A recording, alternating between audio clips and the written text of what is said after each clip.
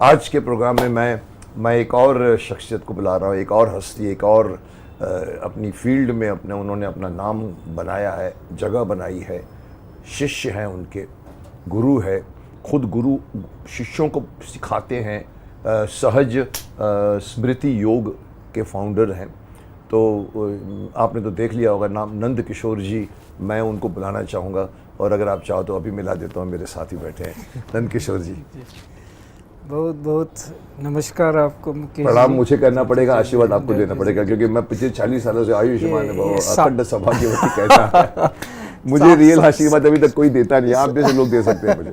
शास्त्र ये कहता है कि को बड़ छोट कहत अपराधु, कौन बड़ा है कौन छोटा है ये कहना नहीं चाहिए, अपराध है।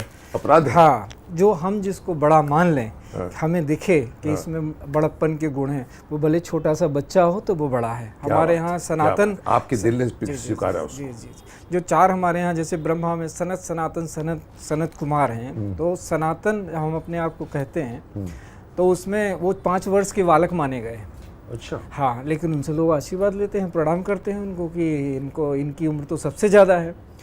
तो ये जो जितना महती कार्य आप कर रहे हैं, सनातन की जो धारा आप बहा रहे हैं, गंग धारा, और जो आज इसके लिए जो एक व्यक्तित्व चाहिए जिस पे लोग भरोसा करें, तो आपका व्यवहारिक जीवन भी जो है, जो लोग देख रहे हैं कि आप अभिनेता हो एक बात है, लेकिन उसके बाद जो चरित्र आपका है समाज में उभर के आया, वो एक बड़ी सहजता है उसमें, उससे लोगों को भरोसा हुआ। मुझे स्वयं मेरी पत्नी ने बताया कि देखो उन्होंने एक काम किया है कि मंदिरों को 2 घंटे दीजिए, बैठिए, लेकिन समाज में वैसा क्रेडिट नहीं गया, किसी और को गया, लेकिन उन्होंने कहा कि अच्छा है, काम तो हो रहा है ना। हाँ, जो हम करना चाहते थे। डेफिनेटली, मतलब तो लोगों ने अभी करना शुरू किया, मैं 3 साल से कह रहा हूँ, और आज सब बड़े बड़े लोग कह रहे हैं कि बटोगे तो कटोगे, और मैं बोल रहा हूँ मंदिर में बैठो, एकता करो। खैर ठीक है, मैं तो चाहता हूँ कि आपने ये अच्छी बात कही है कि एक तो सबसे बड़ी बात है, सीखने की उम्र नहीं होती, तो हम मानते हैं। और आपने अच्छी बात की, छोटा उम्र का हो या बड़ा उम्र का हो, ज्ञानी है तो आपको उसका आशीर्वाद देना चाहिए और वो उनको सुनना चाहिए। तो आज मैं आपसे सुन रहा हूँ, मेरी उम्र तो वैसे भी 160 साल है। मैं तो हर बंदे को कहता हूँ मेरी उम्र 160 साल है, तो उम्र कुछ नहीं होती। नंद किशोर जी, मैं इस प्रोग्राम में आपसे शुरुआत करना चाहता हूँ। मैंने आपके CBI की तरफ से सवाल निकाले हैं आपके, पर मैं अपने हिसाब से जो भी पूछूं, जो आपको नहीं बोलना है आप तो ऊपर कर सकते हैं, नो बॉल बोल सकते हैं, और मुझे मालूम है आपके पास सब बातों के जवाब होंगे। तो पहले मैं इसको ऑफिशियल जाने के पहले मैं आपसे ये पूछना चाहूँगा, आपकी ज़िंदगी की शुरुआत कहाँ से हुई, कहाँ से आए हैं, आपका ओरिजिन क्या है, और किस वक्त आप आध्यात्मिक की तरफ आध्यात्मिक रूप से अगर इस प्रश्न का उत्तर दिया जाता है तो वो तो बहुत सरल है कि हम सनातन हैं, तो कहाँ से आए हैं कहाँ जा रहे हैं का प्रश्न नहीं है। हम हैं, अभी और यहीं हैं, और अभी और यहीं सदा रहने वाले हैं, केवल रूप बदलते हैं, तो वो तो हम है। लेकिन आप जो व्यवहारिक बात पूछ रहे हैं कि संसार शारीरिक रूप कहाँ से, तो मेरा जन्म उत्तर प्रदेश में एक बहुत झांसी जिले के बहुत छोटे से गांव दुरखरू में हुआ। झांसी के पास? जी जी। तो वहाँ पे दुरखरू, ओरछा से भी करीब 100 किलोमीटर दूर है। अच्छा, मैं झांसी काफी बार गया हूं। अच्छा अच्छा। हाँ, तो वहाँ से वो रूरल एरिया है झांसी का, वहाँ एक ब्राह्मण परिवार में हुआ। तो उसके बाद 2 से 2.25 साल 2.5 साल की उम्र में मुझे एक अनुभव हुआ, मैंने सुना है। जी जी। तो वहाँ से मेरी यात्रा शुरू हुई। वो प्रश्न मुझे उद्वेलित किया कि ये कैसे संभव है। जब मैं बड़ा हुआ उस समय तो मुझे पता नहीं था। तो होता है कि हमारे यहाँ रामचरितमानस का पाठ होता था, हम लोग ऋग्वैदिक ब्राह्मण हैं, तो बहुत पहले ऋग्वेद का पाठ होता था, फिर पुरखों ने वो छोड़ा, फिर वो आ गए इस पे वाल्मीकि रामायण पे, उसके बाद वो छूटा। तो जब मेरा जन्म हुआ उस समय रामचरितमानस का पाठ होता था परिवार में, घर में। हाँ। तो उसमें ये था कि जो पढ़ने की उम्र के होते थे वो पाठ करते थे, पारायण करते थे, और जो सुनने की उम्र में होते थे वो सुनते थे। तो मैं 2-2.5 वर्ष का था तो चारपाई पे लेटा दिया गया, तो मैंने देखा कि वो मैं पढ़ सकता हूँ। आपने लेटे लेटे हाँ, देख लिया। हाँ, फील क्या नहीं, मुझे तो लग रहा था कि मैं पढ़ रहा हूँ। ये वर्ड्स का जैसे राम लिखा है तो आपको राम वही दिखाई जो कि आपने सीखा नहीं, जो सीखा नहीं था मैंने, जो पढ़ा भी नहीं था उस उम्र में, तो बोलना भी शुरू नहीं। तो आपको क्या अनुभूत हुई कि ये सब चीजें, तो जैसे अभी इसमें सनातन मंच लिखा है, अगर एक आदमी पढ़ा लिखा ना हो उसके लिए काला अक्षर भैंस बराबर, पर अगर आप बोलते उस उम्र में 2.5 साल में आपने देखा और आपको लगा कि ये सनातन धर्म है, लिखा है, क्या तो ऐसे मैंने कि वो मुझे अंदर ही अंदर मैंने पढ़ा उसको, जननी जनी जाने जिये ऊना तुम ते प्रेम राम ते दूना। ये पढ़ गया, पढ़ लिया मैंने उसको। वोकली या वो अंदर तो अंदर चल रहा है, लेकिन मैं ये अंतर नहीं जानता था कि मैं वोकली नहीं रहे रहा हूँ। मेरे लिए तो मैं बोल ही रहा हूँ। तो मेरे पिताजी ने उसको नोट किया, तो उन्होंने, उनकी आंख में आंसू आए, उन्होंने कहा कि देखो ये बच्चा कुछ बोलने की कोशिश कर रहा है। उन्होंने मुझे आशीर्वाद दिया और कहा बच्चा बोलने की कोशिश कर रहा है। तो वो मेरा अहंकार से पहला अनुभव था, ज्ञान से नहीं था। तो मुझे बुरा लगा कि ये मेरा कंट्रीब्यूशन स्वीकार नहीं कर रहे हैं कि मैं तो इनसे अच्छे ढंग से पढ़ रहा हूँ और ये बोल नहीं और रहे ये कह रहे हैं कि पढ़ रहे ये कोशिश कर रहा है। तो मैं रोते रोते उस दुख से सो गया सुबह के। वो मेरा पहला अनुभव था। वो आपको पहला बड़ा अनुभव था कि जिससे शायद आपको अपना आत्म साक्षात्कार हुआ। जी इन अ वे अगर देखा जाए, जो हम बड़े होके करते हैं। जी। आपको 2.5 साल की उम्र में ही लगा था कि भाई आपके अंदर कुछ तो है, बिना पर वो आपको उस वक्त नहीं मानना पड़ा। उस वक्त आपको अहंकार आ गया कि मैं तो बोल रहा हूँ और कोई वाह आधा आप कोई नहीं कर रहा। अच्छा, तो आपका अहम उस वक्त आ गया 2.5 साल की उम्र में। और फादर को तो मालूम नहीं पड़ेगा। जैसे हम कई बार कहते हैं, मैं भी देखता हूँ, मैं सुनता भी रहता हूँ कि नींद, छोटे बच्चे को देखो जो पैदा होता है तो लेटा रहता है, तो कभी कभी स्माइल करता है, कभी उसकी आंखों में गुस्सा आता है, कभी तो हम ये समझते हैं कि पिछला जन्म देख रहा है। उस टाइम ऐसा होता है कि कुछ टाइम तक मेमोरी भगवान रखता है, फिर इरेज कर देता है या डाल देता है पीछे। ये बात सही है? हाँ, ये उसके अंदर जो बच्चा नवजात शिशु है उसके अंदर स्मृतियाँ रहती हैं पुराने जीवन की, जन्म से। हाँ, जैसे ही वो इस संसार से आता है इसमें वैसे वैसे भूलने लगती है। वही मैं भूलने की भी मैंने एक बार कई परिभाषा दी थी कि मैंने कहा भूलना बहुत जरूरी है। नहीं तो एक 8 साल का बच्चा जाके किसी घर में बोलेगा कि ये औरत मेरी वाइफ तो कॉम्प्लिकेशन। इसीलिए भगवान ने सिंप्लीफाई कर दिया है कि कुछ टाइम तक एंजॉय करो, बिकॉज़ अभी ट्रांजिशन हुआ होगा शायद, बस उतना ही रहता है। फिर बाद में वो मेमोरी में, वैसे कहते हैं कि सोल में रहता है। वो आप उसके रिसेप्टिव व्हीकल हो जाए, जैसे किसी काल विशेष में आप स्मरण करना चाहते हैं तो उसकी विधियां, उतनी शक्ति अगर अंदर हो, उतने आपने साधना जा सकते हैं। लेकिन वो इतना लंबा हो जाता है कि कोई जनरली एक जन्म तो देख लेते हैं। जैसे ये 2 चीजें मैं भी बोलता हूँ कि अगर किसी को आध्यात्मिक होना है, अपने आप को जानना है, तो अगर उसके साथ 2 घटनाएं घट गई, या तो उसको पूर्व जन्म की स्मृति आ जाए अथवा तो आउट ऑफ बॉडी एक्सपीरियंस हो जाए, जो आउट ऑफ बॉडी हाँ निकलते। तो मेरे साथ दोनों घटनाएं घट गई।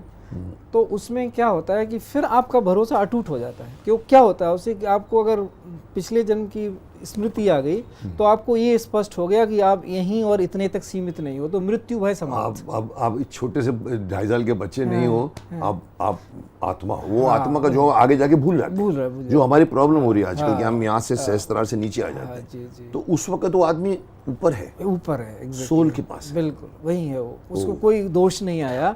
तो अब वो स्पष्ट हो गया कि ये मृत्यु कोई बड़ी घटना नहीं है। ये मेरी पुस्तक के फ्लैब में लिखा ही है कि मृत्यु तो होता रहता है। फिर तो उसको मृत्यु को समझ में आएगा, जैसे कपड़े बदलते हैं, जैसे आत्मा बदलेगी शरीर, वो ज्ञान मिल जाए तो आदमी मृत्यु से नहीं डरता। जी, मैं तो यहाँ तक आध्यात्मिक किताबों में पढ़ रहा हूँ कि आप जीते जी मर सकते हैं। आप जब समाधि लगाते हो, आप एक्चुअली आप जो समाधि में जब बैठ जाते हो और शांत कर देते हो अपने आप को, तो वो एक्चुअली तो इस लाइक कि आपके पूरे हार्ट सब बंद है, आपको श्वास की भी जरूरत नहीं है। वो स्टेज में आदमी जब पहुंचता है तो उसको फिर ज्ञान यहाँ से होता है और यहाँ से पीछे से जाके, करेक्ट, ये बात सही है, क्यों ब्रह्मांड से एक हो जाता है। बिल्कुल सही है।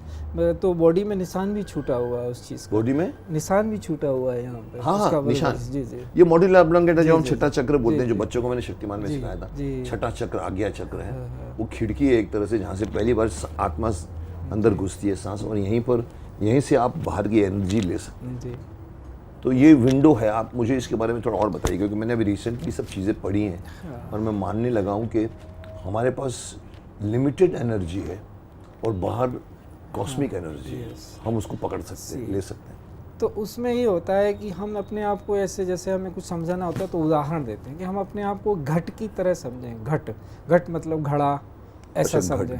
कुंभ की भी चर्चा में कुंभ, हाँ, तो वो कुंभ ऐसा बनना चाहिए। जैसे कभी रुके थे, गुरु कुम्हार शिष्य कुंभ है, गढ़गढ़ काढ़े खोट, अंतर हाथ सहाय दे, बाहर वाहे चोट। तो ये जो गुरु और शिष्य के बीच में जो घटना घटती है कि वो कच्चे घड़े को बनाता है तो पहले वो अंदर हाथ रखता है, पीछे से ऊपर से धीरे धीरे थपकी देता है कि ये टूट ना जाए। तो हमारा घड़ा बना भी रहे शरीर बना भी रहे, क्योंकि ज़्यादा शक्ति डालने से उसमें अगर क्षमता ही नहीं है तो टूट क्षमता जाए, नहीं है, पात्र नहीं है तो टूट इसलिए गुरु होना आवश्यक है। मैं आऊँगा गुरु की, ये हाँ, पॉइंट बहुत ज़रूरी है, क्योंकि तो- आपसे मैंने जो कुछ ज्ञान, जो कुछ मैंने आपके बारे में पढ़ा है, जी उसमें सबसे इम्पोर्टेंट जो मुझे एलिमेंट दिखा है जी कि आप गुरु शिष्य की परंपरा को बहुत मानते हैं, और जो लोग नहीं मानते, जी, जो आज मिलते नहीं। आजकल प्रॉब्लम क्या है, गुरु, मैं भी सालों से, मैंने कराटे भी सीखा होगा, मैंने इंग्लिश भी सीखा होगा, सब गुरु बन के आए हैं, बट किसी को गुरु मानने का अभी तक ये नहीं है कि दंडवत प्रणाम करके सो जाओ और बोलो कि मेरे को टिकट मिलेगी कि नहीं इलेक्शन की। ऐसे लोग गुरु बनाते हैं या वो मैं उसके ऊपर डिटेल हम डिस्कस करेंगे। पहले मैं चाहता हूँ कि कुछ थोड़ा सा फॉर्मल बात हो जाए जी कि ये तो आपने बता दिया कि आप ओरछा या झांसी से नज़दीक गांव से आप आए हैं, जी। तो सीधा चले गए आप, मतलब नहीं, मैंने फिर पढ़ाई की कहाँ पर? वहीं पर? झांसी में पढ़ा मैं पहले, गवर्नमेंट इंटर कॉलेज में। झांसी में पढ़े, फिर दिल्ली विश्वविद्यालय में मैंने लॉ में एडमिशन लिया, कैंपस लॉ सेंटर में। लॉ किया आपने? हाँ, वहाँ नहीं, पूरा नहीं किया। अच्छा, मैंने तो- किया लॉ, हाँ, मैं बीएससी एलएलबी हूँ ऐसे एमए ही बता। तो मुझे ये था कि अच्छा, लोगों ने बोला इसमें एडमिशन नहीं मिलेगा, बड़ा टफ है, तो मैंने कहा मैं लेके दिखाता हूँ। ले लिया, तो मैंने कहा अब हो गया, अब जरूरत नहीं, अब नहीं प्रूव चाहिए। कर दिया कि मैं हाँ, ले हो सकता गया। हूँ, ऐसे ही मैंने सिविल क्योंकि आपकी राह अलग थी, आपको हाँ। लॉयर नहीं बनना था। तो यही है, तो वो सिविल सर्विस का वो मैं मेंस का एग्जाम दे रहा था, मैं बीच में से छोड़ के मैं हिमालय चला गया। रियली? हाँ, छोड़ के चल देखते हैं क्या है। तो वहाँ से जो कुछ घटना घटी, फिर ये इसके ऊपर एक क्या बोलते हैं, पॉइंट घुस जाता है बीच बीच में। मैं पतली गलियों में बहुत घूमता हूँ, कई लोग कहते हैं कि हिमालय चला गया। हिमालय क्या है आपकी नज़र? ये क्या है कि लोगों में एक बहुत बड़ा जो सनातनी परंपरा है, आध्यात्मिक लोगों में कुछ भी वो पढ़ेंगे तो हिमालय का जिक्र जरूर आता है कि हमारे ऋषियों ने हिमालय में तपस्या की, कालांतर में जो आए, आज भी लोग हिमालय की ओर जाते हैं। तो हिमालय से वहाँ पे, जैसे वहाँ कैलाश भी हिमालय से जुड़ा हुआ है, मानसरोवर जुड़ा हुआ है, तो एक पवित्रता का भाव जनमन में है, वो सबके भाव मन सब में श्रद्धा है उसके प्रति। जैसे कुंभ के प्रति श्रद्धा है, बहुत चीजें, जैसे कुंभ में मैं देख के आ रहा हूँ, सब कुछ के बावजूद, जी, सब कुछ के बावजूद अपार श्रद्धा है लोगों में। उस श्रद्धा को आप सब नतमस्तक हुए बिना रह ही नहीं सकते। आम आदमी अपने सर पे पोटली रखे हुए कि कहाँ सोएंगे, क्या करेंगे, उठा के, और उसमें लेकिन उसकी आंखों में जो श्रद्धा है साधु के वस्त्र देख के, वो अकल्पनीय है। मतलब साधु को ही लगेगा कि मैं ही इनके चरणों में गिर जाऊं, इतना। और इस बार हुआ भी यही है कि सारे लोगों ने, अखाड़ाधिपतियों ने दर्शन नहीं किए, स्नान नहीं किए, पहले श्रद्धालुओं को कराए। घटना ऐसी बनी। तो वो वैसे भी शास्त्र भी यही कहता है कि राम ते अधिक राम कर दासा, भगवान की दृष्टि में उनसे बड़ा उनका सेवक है, क्योंकि वो सब कर रहा है, नहीं तो कौन गाए? कर रहा है, हम तो बैठे हैं, वो गा रहा है, उनका यश गान कर रहा है, सब कुछ कर रहा है।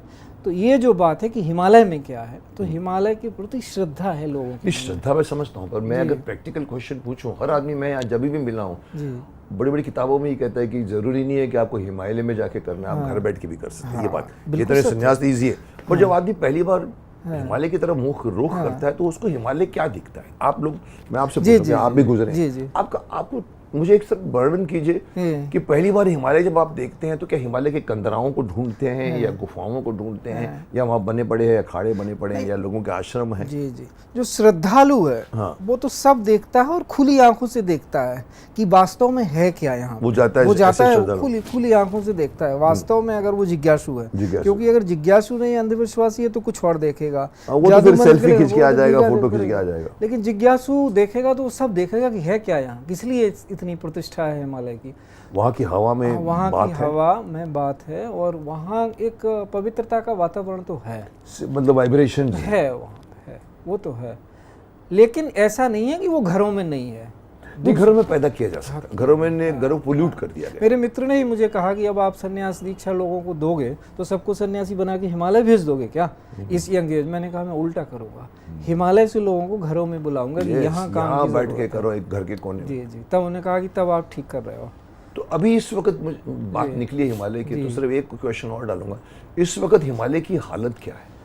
मतलब जैसे अभी देखो, अब मेरा सवाल का मतलब ये है कि जैसे अब हम बद्रीनाथ अपना यहाँ जाते हैं, केदार बद्रीनाथ नहीं, नीचे जो ऋषिकेश में नदी है, नदी के उस तरफ आश्रम ही आश्रम है। हर की पौड़ी के उधर भी आश्रम, इधर भी आश्रम, 500 से ज़्यादा तो आश्रम।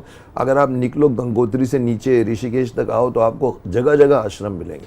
तो हिमालय एक पहली बार आने वाले आदमी को, या मुझे सिर्फ एक फिजिकल डिस्क्रिप्शन दे सकते हैं कि क्या है, गुफाएं हैं या आदमी है या आश्रम है? तो आप इसको दो भागों में बांट ली। एक अंश तो है हिमालय का जो अभी भी सैक्रोसैंक्ट बचा हुआ है।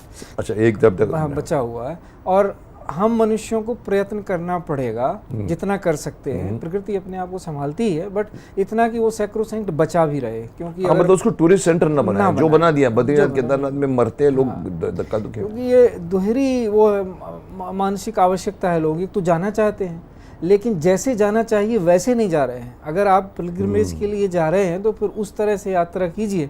मैंने तो दृश्यता में कह दिया था कि ये तो श्रवण कुमार की का है, जिसने अपने माता पिता को तीर्थ यात्रा की थी। तो आज एक जब वो मरे ना लोग, काफी लोग, मैंने कहा एक ऐसा रूल बनाइए कि सिर्फ श्रवण कुमार जा सकता हुआ। एक फैमिली का सिर्फ 50 साल की उम्र के हो गया हो, वो अपने माँ बाप को लेके जाना चाहता है, उसको वीजा दो। यहाँ तो हर आदमी 60,000 80,000 लेके जाता है, तो पता लगा वहाँ बच्चे भी है, family no allowed, no family. It is not Paris, it is not America. आप जाइए तो सिर्फ श्रवण कुमार जाएगा, साथ में एक बच्चा अपने माँ बाप को लेकर जाएगा। फिर देखो रियली वहाँ पर जाकर एक तो एटमॉस्फेयर भी बिगड़ेगा नहीं, और रियल मायने में माँ बाप का जो अधिकार है। आज तो सर माँ बाप छोड़िए, 8 साल का बच्चा 6 साल का बच्चा भी उठा के जाता है, मम्मी मेरी सेल्फी लो, शिव जी की मूर्ति है उधर कर। नहीं, ये जो प्रतिष्ठा आप कर रहे हैं, इस तरह का स्थैर्य चाहिए। इसलिए तो जो सनातन मंच आपने बनाया उसका मैं प्रशंसक हूँ, क्योंकि जिस स्थिरता से आप बात करते हैं ना कि उसके पीछे हो क्या रहा है, और बड़े सरलता से करते हैं। तो ये बात इतनी सी है जितनी आप कह रहे हैं, लेकिन इसको समझने में वर्षों लग जाते हैं, और उसके लिए बहुत धारण शक्ति चाहिए कि आप कह क्या रहे हो। मैं कह तो जाता हूँ, समझना है, समझो न समझो, बट तो वो जो है कि पहले से अगर आपके अंदर पवित्रता का भाव है तो किसी को कहने की आवश्यकता नहीं पड़ेगी, लोग वैसे ही जाएंगे। लेकिन अगर आपके अंदर आप में वो जिज्ञासा नहीं है, you have made it a tourist place, तो फिर वो बात नहीं है, फिर और है, फिर आपको वहाँ कुछ नहीं मिलने वाला। इस पर कंट्रोल कौन करेगा? सरकार? इस पे ऐसे ही संवाद, निरंतर बढ़ते हुए संवाद, ताकि जन मन के अंदर ये भाव आए कि हम ऐसा नहीं करेंगे। जो आत्म कंट्रोल, जो सेल्फ कंट्रोल है, मतलब वो कश्मीरवादी नहीं है, वो अलग चीज है। आत्मानुशासन की नहीं, ये हमारी पवित्र खुद को सेल्फ कंट्रोल खुद, मतलब मैं तभी कहता हूँ बहुत डिफिकल्ट है। कौन करेगा? मैं कई बार बोलता हूँ, मैं तो ना एमपी हूँ ना एमएलए हूँ, बोल जाता हूँ, पर करना सरकार पे है, करना साधुओं को है। मैं बोलता हूँ ऐसा कि साधु आगे आइए, बोलिए, मंदिर में बैठो।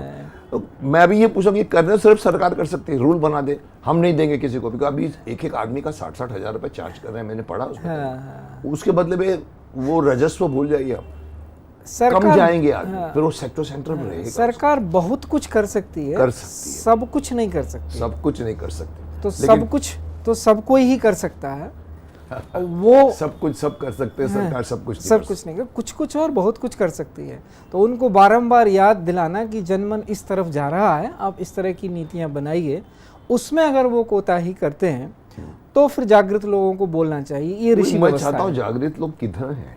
हमारे यहाँ जागृत लोग का मतलब सिर्फ एक होता है सिविल, क्या होता है, सिविल वॉर, वहीं पर जागृत होती है। आंदोलन कर दिया, चाहे हजारे आ गए आंदोलन लेके, हमारे यहाँ आंदोलन करना पड़ता है। आंदोलन के बगैर कुछ नहीं होता है। नहीं, होना चाहिए कि नहीं होना चाहिए मुझे ये भी नहीं मालूम, क्योंकि सरकार खुद क्यों नहीं खड़ी हो जाती। तो उसमें ऐसा आता है कि जब तक जन जागृति नहीं है, सबके मन में नहीं है, तो कुछ लोग अगर आंदोलन के लिए आए भी तो उनकी अगर सीमित महत्वाकांक्षा है तो वो आंदोलन भी समाप्त हो जाएगा। जैसे अभी आपने देखा ही, कितने सारे ऐसे उदाहरण मिल जाएंगे आपको कि आए तो थे एक अच्छा आंदोलन करने के लिए, लेकिन चिपक गए सत्ता से, चिपक गए। अब इतने साल में सत्ता बदली, फिर समझ में आया कि नहीं, अगर आंदोलन से जुड़े रहते तो ये देर तक चलता। जो अच्छा काम छोड़कर आप घुस गए, आप बैठी गंगा में घुस गए, और वो तो वही होगा।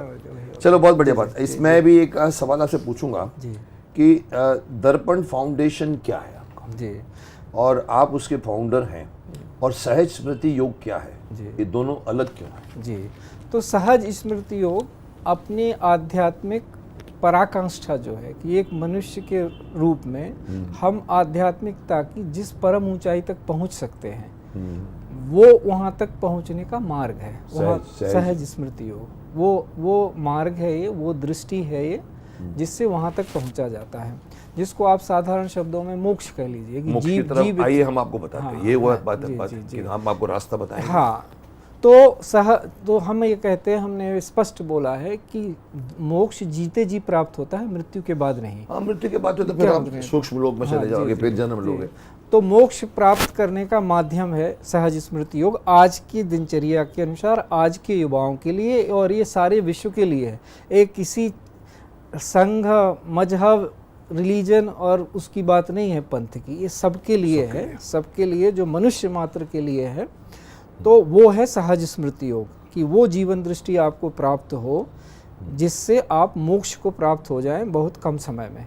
मोक्ष को प्राप्त होंगे तो लोक कल्याण अपने आप करेंगे, आपके जो आपके द्वारा जो कार्य होंगे वो लोक कल्याण के कार्य होंगे ऑटोमेटिकली। हाँ, तो वो दर्पण आश्रम उसके लिए है और दर्पण फाउंडेशन उसके समाज लिए में क्या करना चाहिए? आपने दर्पण फाउंडेशन। हाँ, तो उसमें हम शिक्षा, जैसे प्राथमिक शिक्षा है, उस पे काम करते हैं। जो कार्य कौशल की बात आती है उस पे काम करते हैं कि गांव में लोगों को कैसे कौशल विकास हो उनका, उस पे काम करते हैं। स्किल वगैरह का, हाँ, स्किल्स वगैरह का, स्किल डेवलपमेंट जिसको सरकार ने नाम दिया है। जी, तो उसमें फिर प्राकृतिक खेती, तो हमें कहते हैं कि हमने बहुत सरल शब्दों में कहूँ तो हमने कहा कि 4 तरह के भोजन चाहिए हर एक को।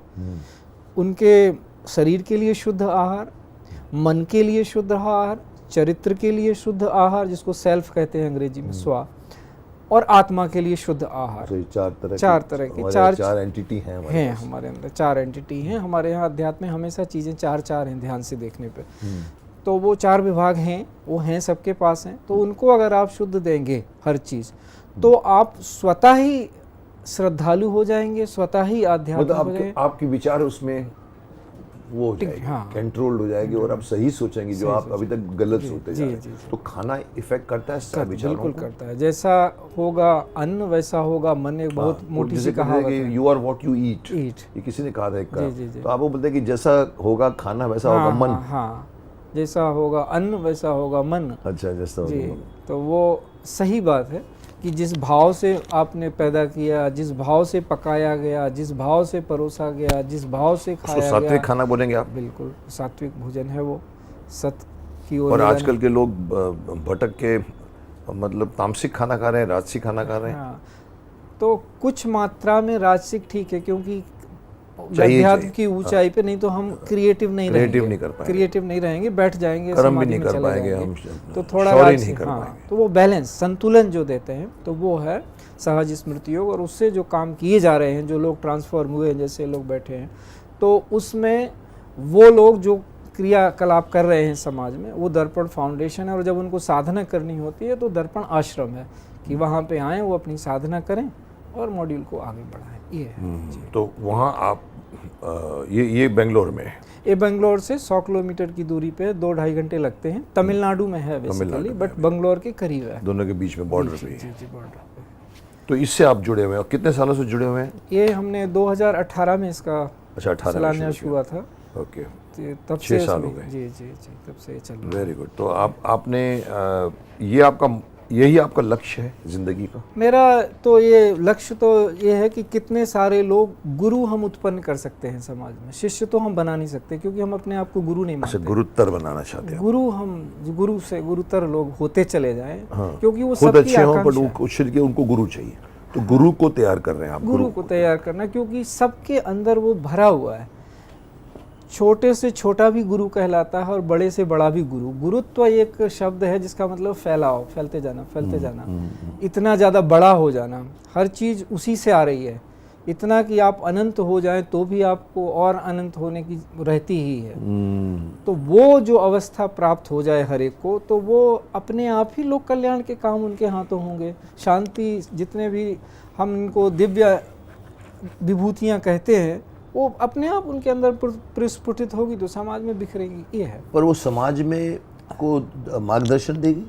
गुरु बनकर लोगों को मार्गदर्शन देगा, या वो अच्छे काम करेगा? नहीं, खुद अच्छा हो जाएगा। पहले हमें गुरु शब्द, खुद अच्छा हो जाएगा। खुद अच्छा होना पहला जरूरत है। वो जरूर। तो फिर वो काम जो करेगा वो समाज के लिए अपने आप, क्योंकि वो फिर खाएगा नहीं, खिलाएगा। हाँ, उसका चरित्र ऐसा हो। तो आप चरित्र का निर्माण करते हैं आपने, ये मैं कह सकता हूँ। बहुत स्पष्ट कहा है उसको, शिष्यों का है शिष्य जो, ताकि लोगों में ये ना हो जाए गुरुता भाव। इसलिए मैंने कहा कि शिष्यों का शिष्य होना चाहिए आपको। शिष्यों का है शिष्य जो, अरि मित्रों का मित्र। गुरुओं का है गुरु वही जो उज्जवल धवल चरित्र। तो जिसका चरित्र उत्तम है उसमें ज्ञान अपने आप प्रकट होता है, वो खींचता है, वो वैसल बनते ही, वो तो भरा पड़ा है ज्ञान सर्वत्र, हम लेते नहीं, हम अचरित्र बन के जाके चरित्र हीन हो जाते हैं। हाँ, तो वो चीज़ हमको मिलती ही नहीं। मतलब जैसे एक मशहूर कहावत है कि दुनिया में बड़े बड़े साइंटिस्ट बोलते हैं उन्होंने जो ये किया, किसने वायर का किया, किसने गुरुत्वाकर्षण का किया, किसने इंजन का किया, बट सबसे बड़ा फैक्ट ये है कि उन्होंने कुछ भी नहीं किया है, ऑलरेडी एग्जिस्ट था, उसको डिस्कवर किया, वो पात्र बन गए, तो उनके माध्यम से वो खुल गया, डिस्कवर हो, कवर था डिस्कवर हो गया, कवर को डिस्कवर कर दिया। क्या बात है। तो ये बात बहुत सही है कि हम भी अपने इर्द गिर्द फैले हुए ऊर्जा के, ज्ञान के साम्राज्य में से एक कटोरी पानी भी नहीं लेते हम लोग। हाँ, तो उसके लिए तैयारी चाहिए, उसके लिए तैयारी को मैं वर्ड दूंगा ज्ञान चाहिए। हाँ, ये नहीं है कि आपने तैयारी करके बॉडी बिल्डिंग कर दी तो आपने, पर आपको वो ज्ञान मिलना चाहिए कि तुम क्या गलत कर रहे हो और क्या तुमको विवेक बुद्धि जो भगवान ने दी। आपकी मैंने एक बात सुनी कि मनुष्य सबसे बड़ा एंटिटी दिया भगवान ने, ये मनुष्य से बड़ी कोई योनि नहीं। ये आप जरा बताइए मेरे को। ये बात तो ये है, आप देखिए अगर शास्त्रों को प्रमाण लेते हैं कैसे, सबसे बड़ी बात आती है कि जैसे हम और आप चर्चा कर रहे हैं, लेकिन हमारे आपके बीच में संबंधित घटित नहीं हुआ गुरु और शिष्य का, अभी तक नहीं घटित नहीं हुआ। मैं एक उदाहरण दे रहा हूँ, उसको यथातथ्य लेने की आवश्यकता नहीं, उदाहरण के लिए तो जो भी मैं बोल रहा हूँ वो आपके लिए केवल सूचना है, ज्ञान नहीं है। वो सूचना है, ज्ञान नहीं है। ज्ञान संबंध पे आश्रित है, उसके संबंध के उपरांत वही चीज मैं बोलूंगा तो वो आपके लिए ज्ञान होगी। पहले नहीं थी, पहले सूचना थी, अभी एक्सेप्टेंस, क्योंकि वो आपने, गुरु कोई होता नहीं है, गुरु हम चुनते हैं। कोई अगर ये बोल रहा है कि मैं गुरु हूं तो उससे ज़्यादा दूर हो जाओ। कम से कम एक आदमी का तो पता चला कि यहाँ जाने की आवश्यकता नहीं है। तो गुरु हम बनाते हैं, हमें दिखती है इसमें संभावना कि शायद जो मैं ढूंढ रहा हूं बोलता है कि ये सही है। बिल्कुल। तो वहाँ कैसे उसको बारंबार जाएं, अपने प्रश्न पूछें, आपको खुद ब खुद इंट्यूशन जाए, मिले, सुने। तो आपको उनकी बात अभी ज्ञान देने लगी। हाँ, फिर पहले सिर्फ इंफॉर्मेशन दे रही थी, वो दे, यही फर्क है।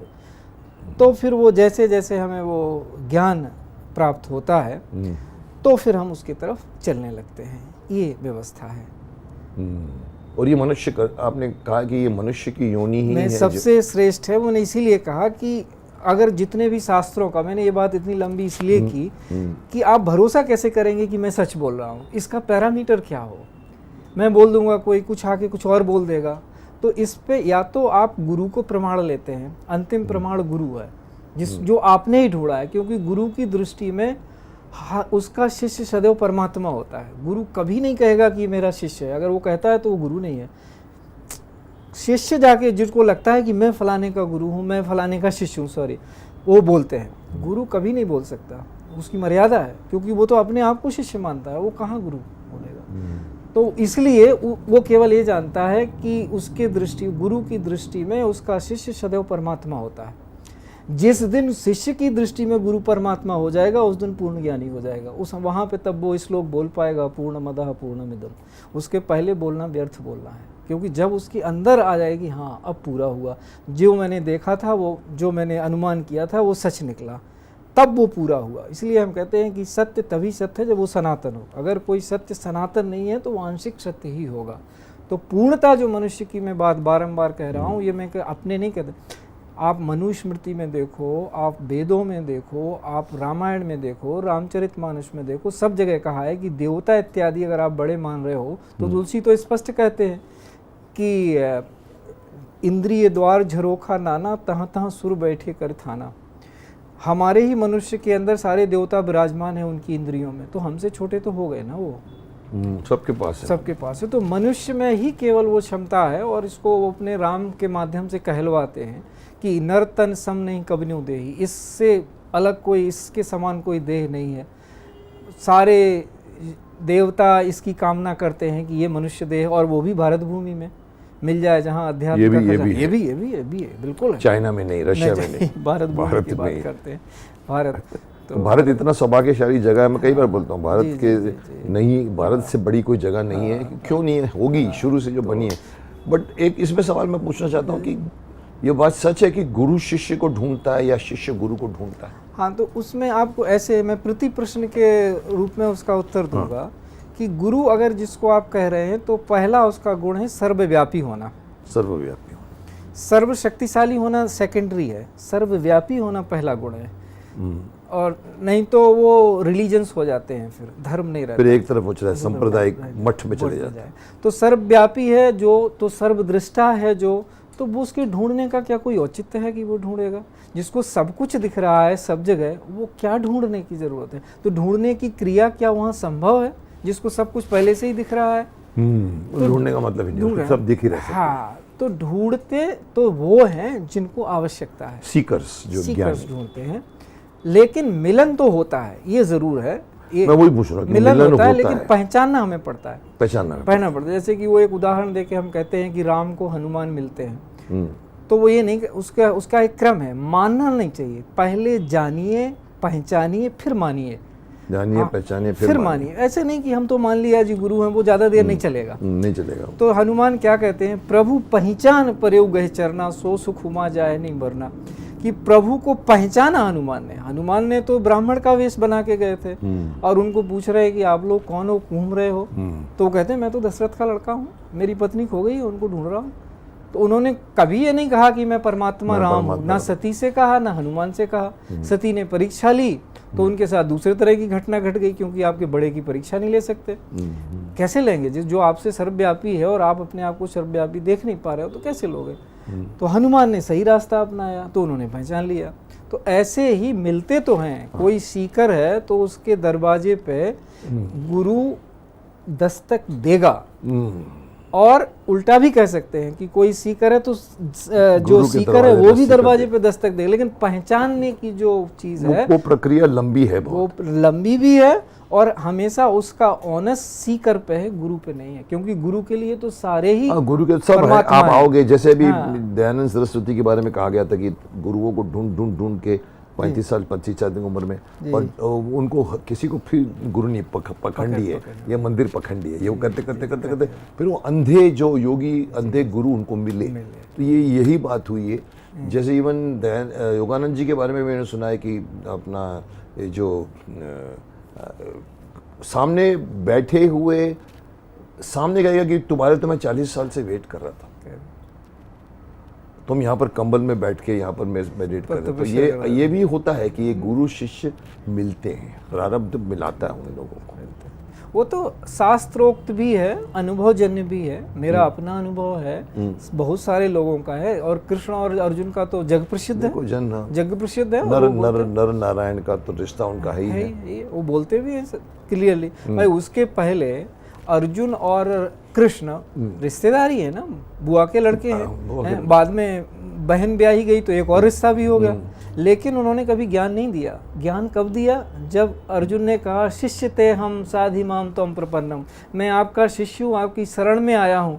तो उन्होंने कहा अच्छा अब तुम रिश्ते में आए हो, अब मैं तुम्हें देता हूँ। तो गीता का उन्होंने किया। जी जी जी। तो लेकिन अल्टीमेटली हम सीख करते हैं, हम गुरु प्राप्त कर लेते हैं। जैसे आपने अपनी सहज बना के रखी है।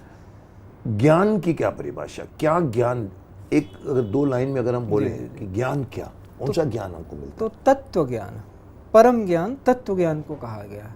तत्व मीन्स तत्व, दाउ आर दैट अंग्रेजी में, आप वही हो जिसको आप ढूंढ रहे हो, आप ही परमात्मा हो। लेकिन मर्यादा है ये कहने की, कोई दूसरा कहे। आप अपने आप से, जैसे हमारे यहाँ 4 महावाक्य आए। महावाक्य कैसे आए उपनिषद में? लोगों ने चिंतन किया, वेद के जो मंत्र हैं, जो दृष्टा ऋषि हैं, उनको मंत्र इसलिए कहते हैं कि वो किसी ने बनाए नहीं है, वो दर्शन है। जैसे हम और आप यहाँ बैठे, अब कोई आके तीसरा आदमी बोले कि मुकेश जी ने मफलर पहनी हुई है, ये जैकेट डाली हुई है, मैंने कुर्ता पहना हुआ है, ऐसे हैं वेद मंत्र। डिस्क्रिप्शन है, दिखते हैं, दिख रहे, वो लिखे हुए नहीं है। तो डिस्क्रिप्शन है वो सृष्टि का कि ऐसा ऐसा है, सृष्टि का डिस्क्रिप्शन है। उसको कृष्ण ने बड़े क्रिप्टिक वे में अर्जुन को बोला, त्रैगुण्य विषया वेदा निस्त्रैगुण्य भवा अर्जुन। कृष्ण पहले हैं जिन्होंने कि वेदांत लाया, वेदों का अंत, समझाया लोगों को। बाद में शंकराचार्य प्रवृत्ति सारे लोगों ने वही काम किया। समय समय पे धूल पड़ जाती है तो फिर साफ करना पड़ता है। ज्ञान तो आगे वही जाके लोगों ने यही तो जो आपका प्रश्न है कि ज्ञान क्या है, तो ज्ञान है तत्व ज्ञान, जो कि सनातन है। तत्व ज्ञान, तत्व ज्ञान मतलब ये ज्ञान नहीं कि महात्माओं, ये ज्ञान या तत्व ज्ञान, वो उसी के अलग अलग, आत्मा भी उसी को कहा गया, उसी में से। हाँ उसी का, उसके जैसे कि आत्मा, महात्मा, परमात्मा, ऐसे आप जैसे 3 डिवीजन डाल दिए। वाकई में कोई डिवीजन नहीं है। जैसे आपके एट्रीब्यूट्स बड़े होते गए तो कहा कि महात्मा है, आपका ज्ञान बढ़ता गया। हाँ तो कह दिया ये महात्मा है। तो फिर जब कोई ऐसा हो गया तो कहते वो तो परमात्मा जैसा ही है, मतलब वो और भी हायर चला गया। लोगों को ऐसा अनुभूति हो गई लोगों को कि इनके एट्रीब्यूट्स ज्यादा हो गए, तो वो तत्व ज्ञान, मतलब वो वही हो गया जो था। तो यही हम ढूंढते हैं, यही हमको मिलना चाहिए, यही आप भी बांट रहे हैं। यही है सबको उसके परमात्मा स्वरूप का बोध होना। मतलब अगर सिंपल लाइन में ये कहूँ कि हम परमात्मा की या भगवान की जो है उसकी हम प्रतिबिंब है, बिल्कुल, या उसी के निकले हुए आत्माएं हैं, बिल्कुल। हम उनकी संतान हैं। हाँ। और हम भटक गए हैं। हाँ। और हमको वापस जाना चाहिए ये जानने के लिए कि हम आए कहाँ से, अपने पिता को ढूंढना, ये ज्ञान है। ये कि आपको फिर वही जर्नी फिर आप पूरा चेंज करके आप अगर कुंडलिनी करो तो कुंडलिनी ऊपर करके आदमी यहाँ आता है तो उसको दिखता है सूक्ष्म वर्ल्ड, कारण वर्ल्ड, ऊपर का वर्ल्ड दिखता है उसको, परमात्मा का। यही ज्ञान हम जितने भी ज्ञानी लोग या जितने भी साधु संत हैं यही ज्ञान मेनली बांट रहे हैं कि आप अपने आप को पहचानो। जैसे हमारे शक्तिमान में होता है, जब आदमी को अपना ज्ञान कहलाया वो शक्तिमान, बहुत बड़ी बात है। नहीं है, यही है। क्योंकि मुझे ये ज्ञान नहीं है कि मैं इसका मालिक हूँ या मैं शक्तिमान हूँ, वो नहीं है। जिस दिन आपको अपनी असलियत मालूम पड़ जाए। और इसको थोड़े उस तरह से कह देता हूँ तो ज्यादा शायद कि ऐसा है कि जैसे ही आपको अपने होने का पता होता है, इस किताब में एक पंक्ति है वो, जैसे आप खत्म हो जाते हो, वही रह जाता है केवल। अच्छा, फिर आपका ये जो आपका मायावी आवरण आपकी दृष्टि में बाहर तो सब दिखेगा, इतना ज्ञान आ जाता है, विरक्ति आ जाती है। बिल्कुल 100%। आपको लगेगा कि आप हो ही नहीं, पर उसको फिर विरक्ति बोलेंगे आप। जैसे मेरे 500 करोड़ की संपत्ति है, अभी शौक नहीं है मेरे को, अभी मैं तो अरे मैं तो ये हूँ, वो देखो भगवान है, मेरे को वहाँ जाना है, ये छूट जाता है वो सब। उसमें आपको लगेगा खेल चल रहा है, मतलब आप समझ जाते कि आप माया में जी रहे हैं, आनंद कर रहे हो आप। उससे आपको कोई ये द्वेष नहीं है, आपने संपत्ति बनाई, अच्छे you are living in the world but not becoming part of the world, that is the part of the whole gyan. वही क्रम भी है कि जैसे अर्जुन को बताते हैं, हम कहीं भी कोई भी गुरु अपने शिष्य को जो भी उनके यहाँ आया है मुमुक्षु, उसको वही तो अनुभव कराते हैं कि पहले तुम देखोगे कि ये सारा संसार तेरे अंदर है, क्यों तुम खत्म हो जाओगे तो सारा संसार तुम्हारे अंदर दिखेगा, फिर तुम देखोगे कि तुम मेरे अंदर हो। क्या बात है, फिर तुम मेरे अंदर मेरे को देखोगे, तब तुम्हें परमात्मा बोध होगा ना, कि पहले आत्मबोध फिर परमात्मा बोध होगा, तो उसके बाद मुक्त है। फिर क्या बात है, मतलब फिर सोल वापस चली जाती है भगवान के पास, जो मोक्ष में गई तो वो भगवान के पास चली जाती है, वापस नहीं आती। बिल्कुल, जो चॉइस है, जैसे 2 तरह का होता है मोक्ष प्राप्ति में, कि कुछ लोग मोक्ष चाहते नहीं है, सगुण उपासक मोक्ष न लेही, तिनकहु राम भगति निज देही।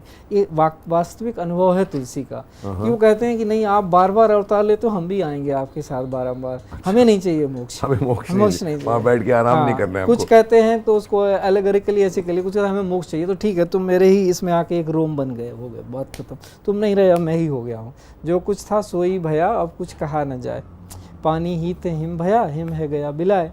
तो वो एक अवस्था है। तो साधु संतों के जो अनुभव हैं वो सूत्र वाक्य में बोलते हैं, लेकिन वो सदैव एक जैसे ही हैं, कुछ भी। इसीलिए तो हम सनातन हैं, हमारा ना आगे ना पीछे, अभी और यही है जो कुछ है, उसी को नित्य नूतन कहा। आगे पीछे में तो दूसरा बोध हो जाता है, हमारा तो अभी और यही है, सदा वर्तमान, यही क्षण, यही पल, इसी क्षण जो कुछ है, बस यही एक पल है, जो मैं जी रहा हूँ। हाँ, जो जी रहा हूँ, उसमें आप जिस हाइट तक जाओ सो जाओ, ऐसे ही है सदा। तभी बड़े बड़े लोग कह रहे हैं कि भविष्य, और मैंने एक बहुत बड़ी अच्छी कहावत पढ़ी थी डॉल कार्नेगी की शायद, कि भविष्य और भूत और भविष्य को वर्तमान में लेकर चलने वाला परम से परम पराक्रम भी लड़खड़ा जाता है। इसीलिए भूत भविष्य छोड़ो, वर्तमान में रहो। बात आप अगेन वही, ये ज्ञान तब बनता है जब आप अपने आप में देखना शुरू करो, इसका मतलब क्या है। फिर आप देखते हैं कि मतलब तो है, कल जो घट गया, मैं कोशिश भी कितनी भी करूं वापस नहीं आएगी मेरे पास, आने वाला शायद नहीं भी आवे। तो ये बात में दम है बहुत कि वर्तमान में ये है इस, क्योंकि उसमें बुद्धि शुद्ध अगर, जैसे विवेक बुद्धि शुद्ध, आप देखो हमारे सारे, हम क्यों उदाहरण देते हैं, हम वर्तमान में भी दे सकते हैं बहुत सारे लोगों के, लेकिन लोग विचलित हो जाए तो लोग कोई कहते हैं कि अरे वो तो विचलित हो गए। आपने फलाने का उदाहरण दिया था, जैसे 3 चीजें बड़ी महत्व की होती हैं, उदाहरण, प्रसंग और संदर्भ। उदाहरण, प्रसंग और संदर्भ। प्रसंग और संदर्भ, संदर्भ। हाँ। किस संदर्भ में? किस संदर्भ में बोला, किसका उदाहरण दिया, और क्या आपने प्रसंग छेड़ा, कौन सा प्रसंग हाँ, छेड़ा? उस पे आपने चर्चा 3 की। चीजें। हाँ, तो ये बड़ा महत्व का होता है। तो हम लोगों के सामने बड़ी एक दुविधा रहती है कि हम अगर रामायण महाभारत इत्यादि से उदाहरण दें तो लोग कहते हैं आप पीछे खींच रहे हो, ना दें तो कहते हैं प्रमाण क्या है, कहीं से शास्त्र से प्रमाण नहीं दे रहे हो आप। दोनों तरफ से। तो दोनों तरफ से। तो हम कहते हैं कि तुम इसको, जो जीवन में हम 4-5 चीजें बता रहे हैं, 1 हफ्ता फॉलो करो, फिर आना मेरे पास कि कुछ परिवर्तन आया ना, तब बात करेंगे। अभी आपको 2 ही चीजें बोल रहे हो आपकी, नहीं उदाहरण दो भी, उदाहरण नहीं भी दो तो मैं क्या करूं? आप अपनी विडंबना देखो। तो वो जो चीज़ है कि जैसे हम इसी को उदाहरण के रूप में कह रहे थे कि अगर कृष्ण अर्जुन के केस में ये हुआ तो उन्होंने भी तो यही कहा कि भाई वर्तमान जो है उसमें ही सब कुछ हो रहा है, आप पीछे की चीज़ों को और आगे की चीज़ों को मत लो। ये पाप का मूल है, हाँ, मारो इसको, बस ये तुम्हारा कर्म है। जी जी जी, ऐसा। क्या बात है। 2 साल की अवस्था में सुना है आपका आध्यात्मिक, बचपन में ही आपका 2 साल की अवस्था में आपको आध्यात्मिक अनुभव हो गया था। क्या था वो अनुभव? आपने बता दिया कि आप पढ़ पा रहे थे और दुविधा ये थी कि फादर समझ नहीं पा रहा है और आपको गुस्सा आ रहा था कि मैं पढ़ रहा हूँ, मेरे को बोलते इरशाद करो, कोई कुछ नहीं कर। तो वो आपको अहम की भी फील हुई और वो एक आपकी अनुभूति जो थी वो आध्यात्मिक बोलेंगे उसको। हाँ, उसी को है, उसी का निचोड़ मिला कि वो बिना गुरु के अहंकार दूर नहीं होता। गुरु का अगर कोई उस वक्त आप गुरु के बगैर थे। हाँ, तो उस वक्त तो अपने अहम में पूरा मैं ही हूँ जो कुछ हूँ, क्यों नहीं स्वीकार कर रहे? बड़े हो गए फिर किसी गुरु को मिलते तो फिर समझ में आता है उसका मीनिंग क्या है, फिर आपको समझ में आता है। तब सब तो फिर अगेन वही विवेक बुद्धि की बात है। आउट ऑफ बॉडी एक्सपीरियंस क्या है? क्या ये अनुभव किसी को भी हो सकता है? तो बार बार कहते हैं आउट ऑफ 6 सेंस बोलते हैं, कभी कभी को बोलते हैं आउट ऑफ बॉडी एक्सपीरियंस हुआ। इसके बारे में आप क्या कहना चाहिए? तो आउट ऑफ बॉडी एक्सपीरियंस तो होता ही है, मतलब आप स्पष्ट देख सकते हैं कि आप अपने शरीर से निकल गए। वास्तव में जो शरीर इधर रखा हुआ है आप निकल गए। तो वो बहुत भिन्न भिन्न प्रकार हैं उसके। किसी को वो दिखता है जो निकल गया, किसी को वो नहीं दिखता है। किसी को बाहर निकल के अपनी बॉडी भी देख सकता है, ये दिख रहा है, लेकिन जो निकला है वो नहीं दिख रहा है, वो नहीं दिख रहा है। किसी को वो भी दिख रहा है। ये भिन्न भिन्न तरह के अनुभव है, कितनी हाइट है उसके ऊपर, बट लोगों को मिलते हैं। डेफिनेटली इसमें ये क्यों दिए जाते भगवान ने? तो ये इसलिए है कि जो आपने साधना करते चले आ रहे हैं, सबूत इसको बोलेंगे कि भाई ये भी एक तरह का उदाहरण है। आपको बिलीफ होता है कि कुछ है, आपको पक्का हो जाता है कि अब मुझे किसी से पूछने की आवश्यकता नहीं, मैंने खुद अनुभव किया है कि ये बहुत बड़ी बात है। क्योंकि इंसान हमेशा यही बोलता है सबूत का है, साइंस ये बोलता है सबूत का है। और ये हम बोलते हैं कि अगर हमको अनुभव हुआ, अनुभव ही सबूत का एक वही अल्टीमेट वो आपका जो अपना अनुभव है उससे ज़्यादा किसी को पूछने की जरूरत भी नहीं है। ओके, युग परिवर्तन होते हैं क्या? इस कलयुग के बाद सतयुग आएगा? अभी देखिए किसी ने एक बात कही थी कि भाई महाभारत में, अभी पिछले डिस्कशन में ही कहा था हमको, आई थिंक योगेश मिश्रा जी ने कहा था, पता नहीं, कि भाई अगर देखा जाए तो महाभारत के एंड में कृष्ण ने जो कुछ करवा दिया था उसके बाद में तो सतयुग आना चाहिए था। द्वापर के बाद कलयुग क्यों आया? फिर वो भी द्वापर भी खत्म हो गए, सब खत्म हो गए। तो ये युग की सीक्वेंस को आप मानते हैं कि सतयुग, त्रेता युग, द्वापर युग, कलयुग? ये जो जैसे आप ड्यूरेशन के सेंस में बोल रहे हैं, पीरियड के में, वैसा नहीं है। गहराई में चिंतन करने पे ये स्पष्ट होता है। तो उसमें है कि नित्य युग धर्म हो ही सब कह रहे, हमेशा ही एक ही व्यक्ति में चारों युग होते रहते हैं। जब आप में सत्व का प्रकाश होता है, आप सत्य पे चल रहे हैं, तो आपके लिए सतयुग ही है। युग मतलब यूनियन। तो आपकी चेतना में, क्योंकि समय कैसे बना है, समय चेतना का ही एक फॉर्म है। समय नाम, अभी तक समय की परिभाषा कोई विज्ञान कर नहीं पाया। हम संस्कृत वाले जो करते हैं वो सहमयम, जो सह मतलब ईश्वर, जो ईश्वरमय है वो समय है। सम यह, जो सम है समाधि में है वो ईश्वर है। यह समः इत्यादि, उसी शब्द के इर्द गिर्द घूम के हम परिभाषाएं करते हैं। तो लेकिन उसमें से सच्ची परिभाषा कौन सी है ये कैसे पता चलेगा? मैंने 3 परिभाषाएं दे दी, इसमें से सत्य कौन सी है? तो वो केवल और केवल गुरु शिष्य संबंध से अनुभूति में उतरती है तो पता चलता है, वो कहने की आवश्यकता नहीं पड़ती, वो अनुभव में सीधी आएगी, आप भी मौन हो जाएंगे, आपको पता चल जाएगा अच्छा ये है। तो वो जो है युग का, जो आप ऐसी अवधारणा बोल रहे हैं, जो स्थूल समय में जीते हैं उनके लिए युग है, जो स्थूल समय में जीते नहीं है, सनातन है, उनके लिए क्या युग होगा? जब यही एक पल है तो इसमें फिर ड्यूरेशन कहाँ है? सनातन में ड्यूरेशन है ही नहीं ना, वो तो अभी और यही है सदा ना। एक जो हम कहते हैं ना उसको कि जो आप क्षण को और सनातन को ऐसे समझिए कि जैसे एक सिक्के के 2 पहलू हैं। इधर को हम क्षण बोल रहे हैं, इधर को सनातन, दोनों एक ही हैं, दोनों में ड्यूरेशन नहीं है, वो तो बिल्कुल प्रेजेंस है, टोटल प्रेजेंस। तो टोटल प्रेजेंस में ये कालखंड कैसे करेंगे आप कि ये सतयुग, ये द्वापर, ये त्रेता और ये कलयुग? लेकिन बहुत सारे लोग उस चेतना में जी रहे हैं और बहुत लोग जो एक अपने क्षण में जी रहे हैं, तो उनके लिए है। तो ये विचित्र है, वंडरफुल है, जो ये सृष्टि है इसकी विचित्रता, इसको तो कहते हैं ना कि ये वंडरफुल है, आश्चर्यजनक है। आत्मा कैसी है? उन्होंने कहा कि आश्चर्यजनक है, और जिसको भी उसकी अनुभूति हुई उसने वही शब्द इस्तेमाल किया, इस वंडर। आप एक्सप्लेन नहीं कर सकते क्योंकि किसी के लिए 4 लोगों के लिए 4 युग हो रहे हैं, एक के लिए कोई युग ही नहीं हो रहा है, वो हमेशा ही आनंद में है, हमेशा ही सतयुग में जी रहा है, या युग विहीन उसमें जी रहा है, अद्वैत में जी रहा है, उसको कुछ ज़रूरत ही नहीं है। तो वो चेतना किसकी कहाँ है, किस स्तर पे है, उस पर निर्भर करता है। ये तो मोक्ष की बात हमने कर ली कि क्या मोक्ष अंतिम बिंदु है आध्यात्मिक यात्रा में, या इसके आगे भी कुछ है? आपने आई थिंक बताया कि जी, तो वो फिर मैं उसको रिपीट ही कर सकता हूँ कि जितने जल्दी हमें मोक्ष प्राप्त हो जाए उतने जल्दी हम लोक संग्रह के काम करने के निमित्त बन जाते हैं। मतलब मोक्ष का मतलब ये नहीं है कि अपने कार्यों से आप अकर्मण्य बन के अपने लिए ही खुद करके मोक्ष पाके एंजॉय करें, या मोक्ष मिलता है तो आप औरों के लिए भी सोचते हैं? मोक्ष मिलता है तो आप 100% एक्टिव हो जाते हैं। अच्छा, पहले अगर आप 12 घंटा करते तो 14 और 16 घंटे काम करेंगे। तो मोक्ष का मतलब ये नहीं है कि अपनी बॉडी को लेके या उधर चले गए। नहीं, कदापि नहीं। वही तो आपने मोक्ष की प्राप्ति कर ली तो आपका सोचने का अंदाज, विवेक का अंदाज, लोगों का मतलब स्वार्थी के बदले परमार्थी बन जाता है। देखिए, सनातन परंपरा में कृष्ण एक ऐसे बिंदु है जिनको सब स्वीकार करते हैं, और कृष्ण स्वयं कहते हैं कि जब आपको, अगर मैं एक क्षण के लिए भी चूक जाऊं तो सारे लोग मुझे ही तो फॉलो कर रहे हैं, पूरा संसार च्युत हो जाएगा। इसलिए उनको अच्युत नाम दिया गया कि मैं कभी इधर से उधर नहीं होता हूँ। तो निरंतर वो कार्य कर रहे हैं और विवेक पूर्वक कार्य कर रहे हैं ताकि सृष्टि में विवेक बना रहे।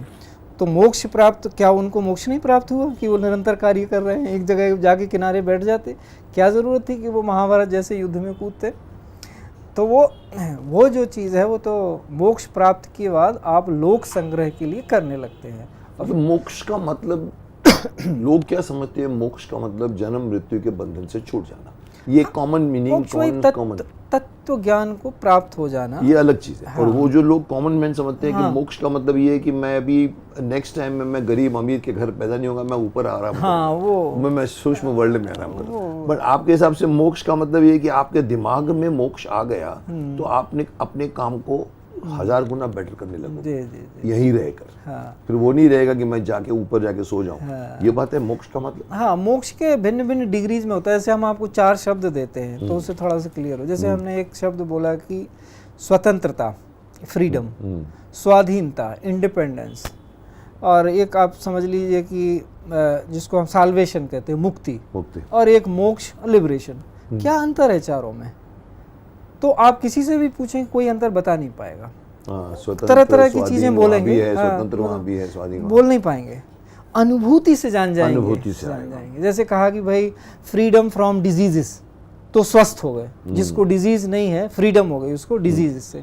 ऐसे ही पूर्णता में आप जितने जितने डिग्रीज में मोक्ष मिलता है, मैं ये कह रहा हूँ ऐसा, हाँ, कि इतने डिग्री का मोक्ष मिल गया आपको, इतने डिग्री का मोक्ष मिल गया, अब आप पूर्ण मोक्ष मिल गया तो आप पूरी तरह काम करने लगो, क्योंकि अब आपका अपना मतलब आपने पीएचडी कर ली। फिर पीएचडी कर लिया आपने। अब अभी तो पहले आप कॉलेज में पढ़ रहे थे, पहली क्लास, दूसरी क्लास, तीसरी क्लास चलिए। अभी मैं अपने ऑफिशियल सवालों में भी आता हूँ। सनातन धर्म की शुरुआत कब हुई थी? ये धर्म कितना वर्ष पुराना है? इसे किसने बनाया? क्या सनातन धर्म से पहले भी कोई धर्म व्यवस्था जीवन शैली थी?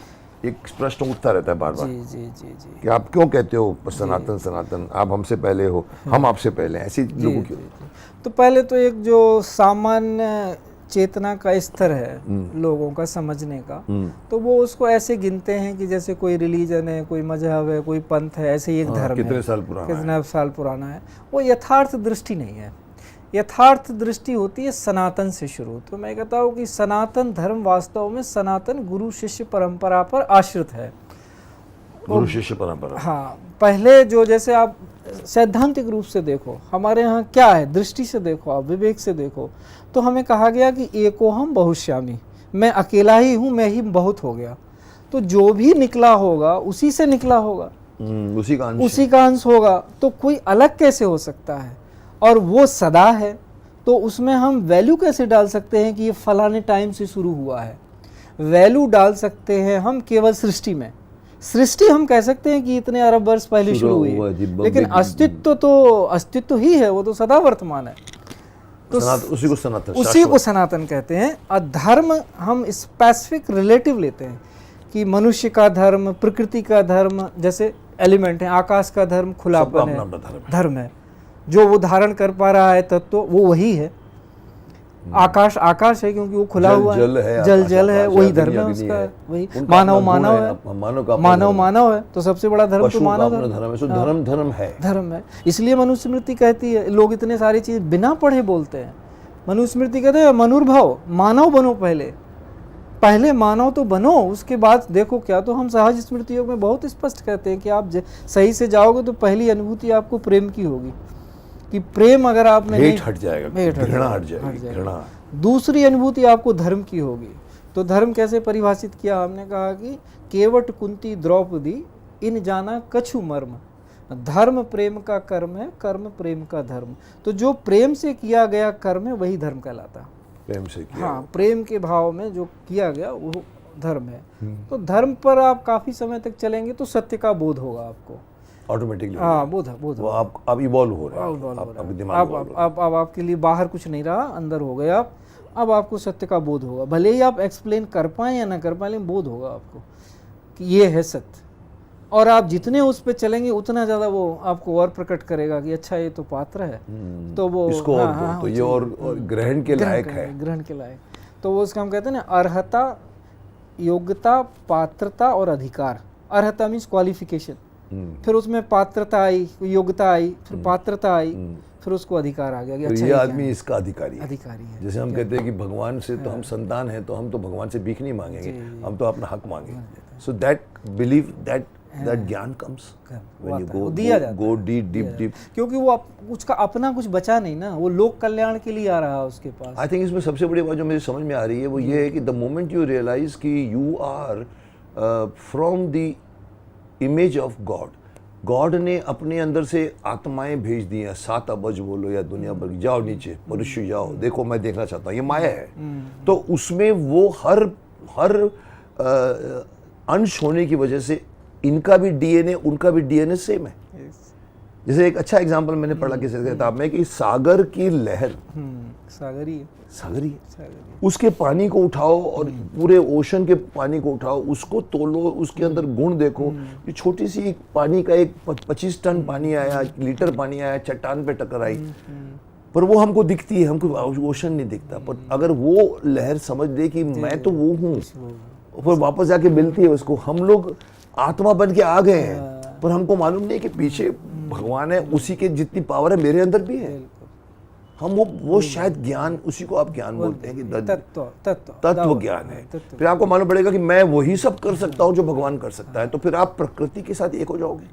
फिर आपके अंदर वो, जैसे शक्तिमान के बारे में है कि पंचभूतों से बना हुआ है, उसके बाद पूरी के पूरे पंचभूत साथ में है। तो हमको अपने प्रकृति के साथ बड़ा होना चाहिए, तादात्म्य करना चाहिए। यही हम सहज स्मृति योग में कहते हैं, कुछ समय आप ऐसा आओ, प्रकृति के साथ रहो। जहाँ हमारा दर्पण आश्रम है वो गांव से बहुत दूर नहीं है, जंगल से बहुत पास नहीं है, बिल्कुल ऐसे बहुत ज़्यादा रिमोट नहीं है, बहुत ज़्यादा शहर के पास नहीं है। वो ऐसी जगह पर स्थित है कि जो बैलेंस्ड जगह है सब तरह से, दोनों तरफ। हाँ, ये तो भी है प्रकृति के करीब जाने से आपको अपने आप कुछ चेंजेस आते हैं, एहसास हुआ। एहसास हो आपको, वहाँ पे दूसरे तरह का खुलेगा। एक अपार्टमेंट में बैठ के आपका दूसरे तरह की सोच होगी, बहुत कुछ बदल सकते हैं ये भी, क्योंकि अल्टीमेटली जो वहाँ ट्रांसफॉर्म होके आते हैं उनको कहते तो हम यही हैं कि आपको अब जहाँ काम कर रहे हो वहीं काम करना है, तो वापस जाओ वही काम करोगे। वही जो मैंने शुरू में कहा कि हिमालय से बुला के यहाँ सृष्टि में काम करो, आप धरती पे लोगों के बीच काम करो। वो तो एकांतिक मोक्ष तो आपका अपना है, वो तो स्वार्थ है, स्वार्थ है और इजी है, वो इजी है। कोई भी आपको दे दिया, आपको ज्ञान हो गया, आप कहेंगे हम क्यों इसमें फंसे, लेकिन वो उचित नहीं है। उचित यही है, जैसे कि राम की दीक्षा हुई, वशिष्ठ ने दीक्षा की, तो उन्होंने कहा, योग वशिष्ठ में घटना आती है कि उन्होंने कहा कि राम अब क्या अनुभव कर रहे हो, तो उन्होंने कहा कि अब कुछ भी ऐसा नहीं है जो मैं करना चाहता हूँ और कुछ भी ऐसा नहीं है जो मैं नहीं करना चाहता हूँ। अब आप बताइए मैं क्या करूँ। ये मेरा आपका सेंटेंस बड़ा मुझे बहुत अच्छा लगा कि मैं मुझे ये कुछ नहीं पता लगता कि मैं मुझे क्या करना चाहिए, पर मुझे ये भी नहीं पता कि मुझे क्या नहीं करना चाहिए। अब आप बताइए कि मुझे क्या करना चाहिए। क्या वो गुरु वचन पे आ गए कि, तो फिर उन्होंने, आप देखो राम का चरित्र, इसलिए हमारे यहाँ उनकी क्यों इतनी रामचरित्र को यही मानते हैं, यही मान जो बोलता गया ऋषि, ये कर दो, इनको करो, साफ करो, मारीच स्वभाव को साफ करो, कर दिया। ये रावण है, इनको साफ करो, कर दिया। दंडकारण्य में इनको साफ कर दिया। अपने से कभी कुछ नहीं किया। और कहीं भी जाते थे तो वो ये बोलते थे कि ये भरत का राज्य है। वो तो सबसे बड़ी बात है उनकी जो सबसे बड़ी बात यही है, मर्यादा पुरुषोत्तम। कभी भी अपने लिए कुछ नहीं मांगा उन्होंने। उनकी राष्ट्र की परिभाषा हमारी वहाँ से आती है। इसीलिए बात सही है कि हम बार बार लोग कहते हैं कि राम के बगैर भारत नहीं हो सकता। नहीं, राष्ट्र की परिभाषा वाल्मीकि रामायण करती है राम के माध्यम से। वो कहते हैं कि न ही तद भविता राष्ट्रम यत्र रामो न भूपति, तद वनम ही भविता राष्ट्रम यत्र रामो निवत्स्यसि। उनका है कि वो राष्ट्र नगर क्षेत्र राष्ट्र नहीं हो सकता जहाँ राम राजा नहीं है, और वो जंगल भी राज्य हो जाएगा, राष्ट्र हो जाएगा जहाँ राम रहते हैं। राम आ जाए। तो ये परिभाषा राष्ट्र की वाल्मीकि, तो हम मतलब इसको जो क्लेम करते हैं कि राम हमारे मर्यादा पुरुषोत्तम हमको जीने का तरीका बताता है, और हमें एक एक चीज़ों को जो क्या करना चाहिए, क्या नहीं करनी चाहिए, मर्यादा पुरुषोत्तम होना, ये बहुत बड़ी बात है। मतलब ये हमारे तो वही आज के जीवन में हमारे में उतर आए। हमें क्या दुर्भाग्य थोड़ा तो रहा, क्योंकि मैं उसको किसी ने पूछा है क्यों हो गया, मुझसे जो इनके जैसे लोग आए तो उन्होंने यही पूछा कि अगर हमारा ज्ञान श्रेष्ठ था, सनातन ज्ञान, तो हम गुलाम कैसे हो। वही मुझे सवाल पूछने के, हम इतने श्रेष्ठ होने के बाद में क्यों मुगलों ने हमें गुलाम बनाया, क्यों अंग्रेजों ने गुलाम बनाया, तो क्यों ऐसा हुआ कि हम जैसे श्रेष्ठ जात या कहो क्यों गुलाम बने। तो सनातन धर्म में हमको हेल्प क्यों नहीं किया। जी, तो सनातन धर्म तो ज्ञान श्रेष्ठतम ज्ञान है ही, इसमें कोई शक शुबा है ही नहीं। लेकिन जो उसको धारण करने वाले लोग हैं, क्योंकि जब तक ज्ञान चरित्र और व्यवहार में धारण नहीं किया जा सकता है तो हवा में ज्ञान क्या कर लेगा। तो हमारे यहाँ जिस ज्ञान धारण करने की, जो चरित्र में उतारने की बात आई, वो होती है गुरु शिष्य परंपरा से। तो गुरु शिष्य परंपरा छीण हुई और सनातन धर्म गुरु शिष्य परंपरा पर ही आश्रित है। उसके उपरांत ही सनातन धर्म पर गुरु परंपरा, मतलब बिना गुरु के कोई भी आदमी सनातन धर्म नहीं समझ पाएगा। आपका मतलब है नहीं जाने गूढ़ है बहुत। बिल्कुल, इसलिए नहीं, वो यथार्थ क्रम ही वही है जो क्रम है सृष्टि का। जैसे आप ऐसे कि जैसे उसको मैं उदाहरण से वही कह रहा हूँ कि जो एक है उसी ने तो अपने आप को बहुत एक ने अनेक किया, तो वो एक कौन है, कौन निर्धारित करेगा कि वो एक। आपको किसी मनुष्य को परमात्मा स्वरूप में देखने तक पहुंचना होगा। मतलब हर आत्मा का ये कर्तव्य है हर एक व्यक्ति, और ये नहीं होता तो हम भटक गए। हम भटके, तभी आप बोलना चाहते हैं कि सनातन धर्म धारण करने वाले पे भी डिपेंड करता है। अच्छी चीज है, लेकिन आपने ली नहीं और आप अपने में बिजी हो गए। आपने यही हुआ। उदाहरण बहुत सामने है, जैसे कि राजा दाहिर का उदाहरण दिया जाता है। अभी 2 दिन पहले आश्रम में प्रोफेसर परांजपे आए तो वो ये चर्चा होने लगी, तो उन्होंने ये कहा कि देखो, उन्होंने बोल दिया कि ये जो मंदिर पे ध्वजा लगी है, अगर ये गिरा दोगे तो राजा हारा हुआ मान लिया जाएगा। तो सारे का लोग उसमें आ गए, मतलब कि कहे सुने में, क्योंकि उनको ज्ञान था नहीं। अरे ध्वजा गिरने से क्या होता है, अगर तुम्हारे पास बल है तो मार के भगाओ उसको। तो उन्होंने कहा ध्वजा गिर जाएगी तो राजा डर गया, ध्वजा गिर जाएगी तो सारी जनता मान लेगी कि मैं हार गया, सिंबल है तो मैं हार गया। तो राजा ऐसे ही लड़ने दौड़ गया बिना किसी तैयारी के, वो मारा गया। इसने तो विवेक बुद्धि नहीं ये है। विवेक छोड़ दिया, क्योंकि चरित्र में ज्ञान धारण नहीं किया, नहीं तो बोलता है इससे कुछ नहीं होता है, आप में बल है तो लड़िए, दूर हो जाएगा, कौन छुएगा। बल नहीं है तो और वेट उसने विवेक से काम लिया, उसने कहा कि जैसे तो नहीं जा पाएंगे, उसने कैटापुल्ट का यूज किया और दूर से ही ध्वजा गिराने की कोशिश की। पास में लड़ने के लिए आए नहीं, वो दूर से ही उसने एम लगाया कि उसको खाली सिंबल गिरा देगा तो ये जो है कूप मंडूक मान लेंगे, पब्लिक मान जाएगी कि पब्लिक मान जाएगी। तो ऐसा तो है नहीं सनातन धर्म। तो ये सनातन धर्म में वो छीणता आ गई।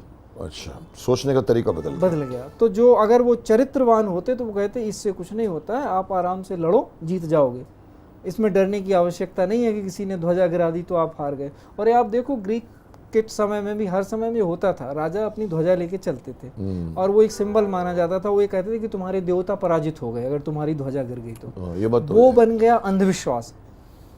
तो जबकि उसमें कोई रियलिटी नहीं है। कुछ नहीं। अरे ध्वजा गिर गई या गिर गई तो दिखने को है, पर अंदर से तो वो स्ट्रांग बैठा हुआ है। पर ये लोगों की मानसिकता आ गई, तो यही है। अरे राजा ने कर दी, चलो संधि चलो आपस में बैठ जाते हैं। सो इसमें गुरु शिष्य की बात आप बोलते हैं, अभी 2-3 बार हमने अभी भी कही, गुरु शिष्य की परंपरा खत्म हो गई। तो गुरु शिष्य की परंपरा कैसे खत्म हुई? लोगों ने गुरु कुछ ज्ञान पाने की इच्छा खत्म हो गई? नहीं, छीण हुई, खत्म तो नहीं हुई। नहीं, छीण भी क्यों हुई? छीण इसलिए हुई कि लोगों में वो चरित्र नहीं रहा, लोलुपता आ गई, जैसे कोई लोभ लालच विकार आ गए और फिर अपने आप को अहम समझने लगे, अहंकारी हो गए लोग, एक दूसरे को नीचा दिखाने लगे। तो फिर एकता नहीं रही तो दूसरे को उनको ओवर पावर करना आसान हो गया। तो जिन्होंने वो समझ लिया बाहर वालों ने, उन्होंने इस पे आक्रमण कर दिया, वो कमजोरी पकड़ के और छीण कर दिया। हमारे यहाँ जो जाति व्यवस्था को किस तरह से परिभाषित कर दिया कि जैसे कुछ अत्याचार होता था, बाद में वो अत्याचार में भी बदला, ये भी नहीं हम कहेंगे। तो ये, लेकिन हमारे यहाँ तो ये नहीं था ना, हम तो कर्म के आधार पे लोगों से कह रहे थे कि जो काम कर रहा था हम उसको वही नाम देते थे। जो ब्रह्म का ज्ञान प्राप्त कर रहा था उसको ब्राह्मण करते थे, जो क्षत्रिय रक्षा करता था उसको क्षत्रिय कहते थे। तो हमने जाति थोड़ी बनाई, जाति तो मनुष्य ही थी एक अकेली हमारे पास। नहीं, तो आपका जो पहला पॉइंट ये था कि हम गुलाम क्यों हो गए। अगर हम गुरुओं के एक तो होता नहीं है, गुरुओं को ढूंढकर गुरुओं की सम्मति से अगर हम करते तो हम किसी को, कोई हमको हरा नहीं सकता था। बिल्कुल नहीं हरा सकता था, क्योंकि वो तो विवेकपूर्ण बात। तो हमने सनातन धर्म के फायदे नहीं यूज किए, मतलब जो सनातन में इतना ज्ञान है, आपने अपने आप को ज्ञानी समझ लिया, मुझे कोई गुरु नहीं चाहिए, मैं खुद ही हूँ, क्या पढ़ाएगा मुझे वो ब्राह्मण, क्या पढ़ाएगा करके आप आगे बढ़े। विवेक खत्म। दोनों तरफ से हुआ, मैं एक तरफ नहीं हुआ। ऐसे भी लोग आए जो गुरु के पद तक के योग्यता नहीं थी उनमें, और वो अपने और उन्होंने, लोगों ने उन्हें स्वीकार कर लिया, या उन्होंने मतलब गलत गुरु भी आ गया। ये तो है, ये हो गया। तो चरित्र का हनन दोनों तरफ से हुआ, ये नहीं कह सकते आप। इसीलिए देखो, इसीलिए आज के जो टाइम पे जो मैं बोल रहा हूँ बार बार कि क्यों नहीं हमको, क्यों हर इंसान इच्छा नहीं करता कि मुझे गुरु चाहिए। कारण ये है कि गुरु भी, अभी मैं वर्ड यूज नहीं करूंगा, पर गुरु भी थोड़े से चरित्रहीन हो गए। तो वही तो बात कर रहे हैं। और तो वो उसकी वजह से गुरुओं में आस्था खत्म हो गई। 10 में से 9 तो दिया सब। वहाँ थोड़ा बारीक भेद है। गुरुओं में नहीं कह सकते, आप कहते हैं व्यक्तियों में हुआ। वो व्यक्ति गुरु बोल रहा है अपने को, गुरु नहीं है वो गुरु नहीं है, उसने गुरु की उपाधि ले ली और पाखंड है। और ऐसे लोगों के चलो हम तुमको ऐसा करेंगे, पैसा इतना देकर आओ, हम तुम्हारा करके इतना पैसा करें, उनके चक्करों में बोलते हैं अरे छोड़ो यार, ये सब कोई आदमी अच्छा नहीं। तो अच्छे आदमी को लोगों ने मिस किया बिकॉज ऑफ द बैड। इसलिए हमने कहा, इसलिए हम बारंबार कह रहे हैं कि कोई व्यक्ति गुरु नहीं होता, लेकिन बिना किसी व्यक्ति को गुरु बनाए मोक्ष प्राप्त नहीं होता। ये कौन निर्धारित करेगा? तो गुरु भी तो व्यक्ति ही होगा। तो वो सही व्यक्ति होगा। वो हम जो सीकर हैं हम तय करते हैं, वो व्यक्ति तय नहीं करता कि मैं गुरु हूँ। या हमको दिखना चाहिए, हमको दिखना चाहिए कि हम ये जो ढूंढ रहे हैं वो यहाँ मिलने की संभावना है, और नहीं मिल रही है तो चले जाइए, कोई बंधन नहीं है। 2 क्षण रहिए, 10 दिन रहिए, नमस्कार बोल के आगे बढ़ जाइए, ये व्यवस्था है। अभी सनातन धर्म में तंत्र मंत्र यंत्र का क्या स्थान है? किस प्रकार कार्य करते हैं? क्या तंत्र मंत्र इतने प्रबल होते हैं कि किसी की जान तक ले सकते हैं? अभी तो हमारे यहाँ मंत्र भी, तांत्रिक भी हैं, मंत्र भी हैं। ये जो आध्यात्मिक व्यक्ति है, शुद्ध आध्यात्म, उस पर ये कुछ असर नहीं करता। हाँ, ये मैंने कहा कि उनके ऊपर अटैक नहीं कर सकते। अगर आप जो शुद्ध आध्यात्मिक व्यक्ति हैं उन पे ना तो कोई ग्रह नक्षत्र काम करते हैं, ना कोई यंत्र मंत्र तंत्र काम करते हैं। लेकिन जो नीचे की अवस्थाओं में है, क्योंकि उनमें कुछ ग्रॉसनेस है, जिसको तो ये सारी चीज़ें जो है उस पे ही काम उन करती पे काम करोगे कि निर्बल है वो, उस अगर पे वो निर्भर है, निर्बल उसको मॉड्यूलेट किया जा सकता है। तो ये जो, लेकिन ये है ये तंत्र ज्ञान बिल्कुल है, सब कुछ है, यंत्र है, मंत्र है, तंत्र यंत्रों का भी फायदा होता है जो लोग बोलते है, हैं, लोग करते हैं। और मंत्रों का तो फायदा है है, ही, सब मंत्र सुनने से फायदे होते हैं। जो कुछ भी वाणी से बोला जा सकता है वो सब है, लेकिन कहाँ एप्लीकेबल है, किस पे है, वो वेरिएशन है, वो अंतर है, वो अंतर है, वो अंतर है। तो उसकी जगह होती है। बिल्कुल जगह होती है। जैसा आपका जिस स्तर का ज्ञान होगा उसी स्तर से आपको उसका लाभ भी होगा, उसी स्तर से जैसा निम्न होगा उसी स्तर से तो मतलब मेन पॉइंट है कि आप पहले वो स्थान तो प्राप्त करें, प्राप्त करिए, बस वही है, मोक्ष तो प्राप्त करिए। इसके बाद मतलब देखिए मोक्ष बोलो या आप हाँ, अपनी जो भी। पात्रता को इतनी पात्रता बढ़ाओ को कि आपको वो मंत्र लगेगा। जी जी, जैसे कहते हैं कि अमृत भी अगर आदमी पी जाए हाँ, नहीं पचा पाएगा, अमृत पीने क्योंकि के भी हमारे पात्र बनना यहाँ चाहिए। तत्वतः अमृत आत्मा को ही कहा गया, ये अभी कुंभ हुआ है, वो क्या है वो? आत्मा को हाँ, क्यों हमें क्या अमृतस्य पुत्रः वयम्, तो वो इस मृत होने वाली देह में अमृतत्व की अनुभूति पा लेना, ये मोक्ष है। अमृत की अनुभूति पा लेना, अनुभूति पा लेना ही मोक्ष है। मोक्ष है। भले आपने अमृत पिया न हाँ, पिया हो, लेकिन आपको वही उसकी अमृत अनुभूति है। हो गई। बाकी देह को तो कितना लंबा आप ज्योतिष शास्त्र में मानते हैं नहीं, कि ये जो कुंडली से भाग्य का फैसला देखा जाता है या जन्म, इसकी बड़ी विचित्र कहानी है। जो यथार्थ कहानी वही कि वेदों में 6 अंग होते हैं, उसमें से एक अंग ज्योतिष है। ज्योतिष मतलब जो भी पिंड चमक रहे हैं, ज्योति है जिनमें, उनको ज्योतिष कहा गया। तो हमारे यहाँ लोग खगोलज्ञ थे, ऋषि देखते थे कौन पिंड कैसे एक्ट कर रहा है, क्या गति है ग्रहों की। तो हम सब जो है प्रभावित तो होते हैं, शरीर जो हमारे होने से प्रभावित तो होते हैं। लेकिन अगर आप आध्यात्मिक हैं, आप शरीर से परे हैं, जानते हैं अपने आप को, तो आप पे कोई असर नहीं होता उनका। शरीर पे तो होगा लेकिन आप पे नहीं होगा। जो आप चैतन्य हैं, परम चैतन्य हैं, जो आप नहीं, वो तो आपने कहा कि आप पे होगा या नहीं होगा, पर मेरा सवाल ये है कि क्या ये ज्योतिष शास्त्र है जिसमें आगे के भविष्य बताया जाता है, किसी को कुंडली पढ़कर तू ऐसा बनेगा, ये बनेगा, ये सब है? नहीं, वो इस अर्थ में तो है कि अगर उनको मोक्ष प्राप्त नहीं हुआ तो चक्र में चल ही रहे हैं, बिल्कुल है। मेरे कोई बता सकता है? ज्योतिषी, मतलब ज्योतिषी की बात कर रहा हूँ, उसमें इतनी शक्ति आ जाती है कि वो किसी का भाग्य पढ़ सकता? नहीं, अगर किसी ने वो विद्वत्ता हासिल की है तो वो अनुमान तो दे सकता है कि लाइकली टू बी ऐसा है। तो विद्वत्ता है, बिल्कुल शास्त्र है। इसके बाद में एक और सवाल मैं पूछूंगा, बिकॉज हमने काफ़ी अच्छी बातें कर ली हैं कि दुनिया में 8 अरब लोगों में से क्यों 2 इंसानी की एक जैसे क्यों नहीं हो सकते? एक सवाल है जो भगवान ने भी कितनी मेहनत की होगी कि एक का मोल्ड दूसरे से नहीं मिलता, और कभी कभी मिल भी, लोग कहते हैं 7 आपको मिलेंगे पूरे वर्ल्ड में जिसकी शक्लें मिलती हो। जी जी, नहीं, वास्तव में ऐसा भी है कि टोटल, लेकिन वो थोड़ा सा ऐसा लगेगा कि जैसे हम अंधविश्वास फैला रहे हैं, इसलिए उन बातों को बोलते नहीं जनरली, बट 12 तरह की ही शक्लें हैं टोटल दुनिया में। 12 शक्ल की शक्लें, जैसे हम अपनी फिल्म लाइन में कहते हैं कि देयर आर ओनली 30 सिचुएशन जिसके ऊपर कहानी लिखी जाती है। हाँ, 30 कहानी, देखो है ना। तो जितने आप उसमें महारत हासिल करेंगे उस हिसाब से आपको स्पष्टता होती है। ध्यान और अध्यात्म में क्या, ध्यान और अध्यात्म के भेद हैं? आजकल ज़्यादा लोग ध्यान को ही अध्यात्म समझ लेते हैं। ध्यान और अध्यात्म, मैं तो कहता हूँ कि ज़्यादातर लोग समझ नहीं रहे हैं वैसा। अगर ध्यान को अध्यात्म समझने लगे तो बहुत अच्छा हो जाएगा। ध्यान करें तो वो सब साफ होगा। धी-यान मतलब आप शब्द को देखिए, धी-यान, धी का यान बन जाना। धी मतलब विजडम, बुद्धि का, विजडम का, हाँ, मतलब आप उसके व्हीकल बन गए विजडम के। तो हम अगर अब संवाद कर पा रहे हैं, हम और आप संवाद कर पा रहे हैं और दूसरे लोग समझ पा रहे हैं, तो आधार क्या है? धी ही तो आधार है, रीजन ही तो आधार है, विजडम ही तो आधार है जिस पे सहमति होती है। तो अगर सब लोग ध्यानी हो जाएं तो उनकी बुद्धि शुद्ध हो जाएगी। तो ज्ञान तो जो काम करने का हमारा तरीका है उसमें ध्यान तो श्रेष्ठ है ही ज्ञान से। हर काम में ध्यान तो चाहिए, कोई अदर तो काम होगा नहीं ध्यान नहीं लगाएंगे तो। मतलब ध्यान तो जरूरी है ना, विदाउट ध्यान कंसंट्रेशन से तो आप मेडिटेशन भी नहीं कर पाओगे और आप ज्ञान भी नहीं। ध्यान तो अवश्य हर एक को सुबह सुबह उठ के सूर्योदय से पूर्व उठे।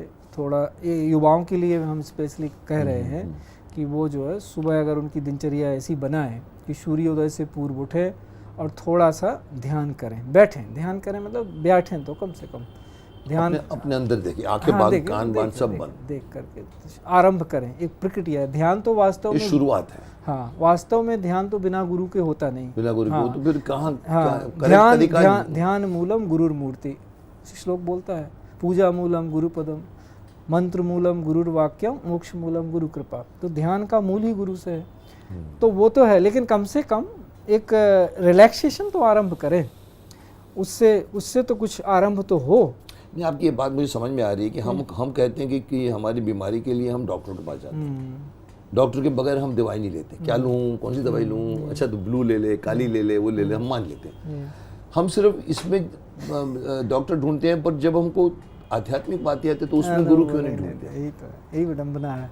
क्योंकि ये प्रोफेशन, ये उसकी खुद की प्रोफेशनल नॉलेज है जो उसने अक्वायर की, वो आपको दे रहा है। डॉक्टर ने भी MBBS पढ़ के दे रहा है, हर आदमी डॉक्टर शोध के। जैसे मुझे कोई पूछता है तो क्या हो आप, तो मैं कहता हूँ मैं शोधार्थी हूँ मूलतः। संतों की सभा में मैंने कहा, अभी मुझे बुलाया गया तो मैंने स्पष्ट कहा कि आप मुझे एक शोधार्थी की तरह देखो। आध्यात्मिक और ये सब तो आप दे रहे हो, मेरी दृष्टि में मैं शोधार्थी हूँ। अभी भी शोध, बिल्कुल शोधार्थी हूँ।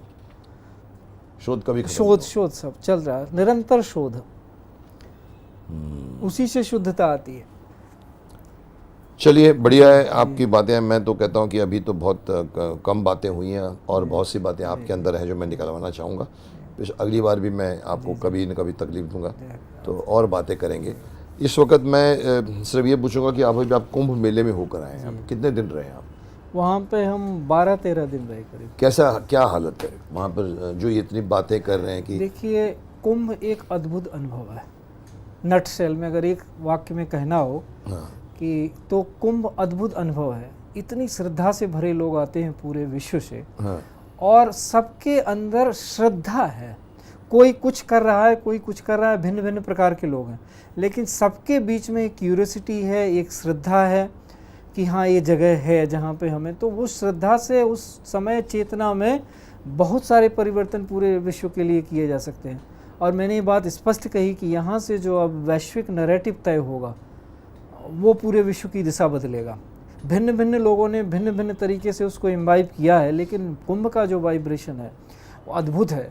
और हमारे यहाँ ये परंपरा, मतलब इसका कोई आदि अंत नहीं है, ये बस है, चली आ रही है। जब से लोगों ने सुना कि जैसे श्रुति परंपरा है ना कि इसका कोई आदि अंत नहीं है, बस ये तो है। तो ऐसे ही ये कुंभ है, ये चलता ही चला आ रहा है। बाद में कहानियाँ बन गई कि यहाँ से शुरू हुआ, वहाँ से शुरू हुआ, लेकिन बस ये है, वहाँ जाना है, बस जाना है, वहाँ का अनुभव लेके आइए। वो डुबकी का महत्व है, वो है, वो जो उस स्तर पे है वो भी मैं नकार नहीं करता। लेकिन आप डुबकी से ज़्यादा बाहर की बात कर रहे हैं। मैं ये कह रहा हूँ कि असली वहाँ होना ही अपने आप में एक बहुत बड़ी बात है, बहुत बड़ी बात। वहाँ जो सत्संग होता है, साधुओं का एक दूसरे से मिलन होता है, भक्तों का मिलन होता है, श्रद्धालुओं का चर्चा होती है, उन आँखों में जो चमक होती है, उन चेहरों में जो भाव होते हैं, अद्भुत। अगर कोई ग्राह्य है तो वो तो रोते रोते ही निकलेगा वहाँ से कि हो क्या रहा है यहाँ पे। बहुत अद्भुत और व्यवस्थित वैसे हुआ इस बार, बड़ा व्यवस्थित कुंभ, कोई शिकायत नहीं, कोई शिकायत नहीं।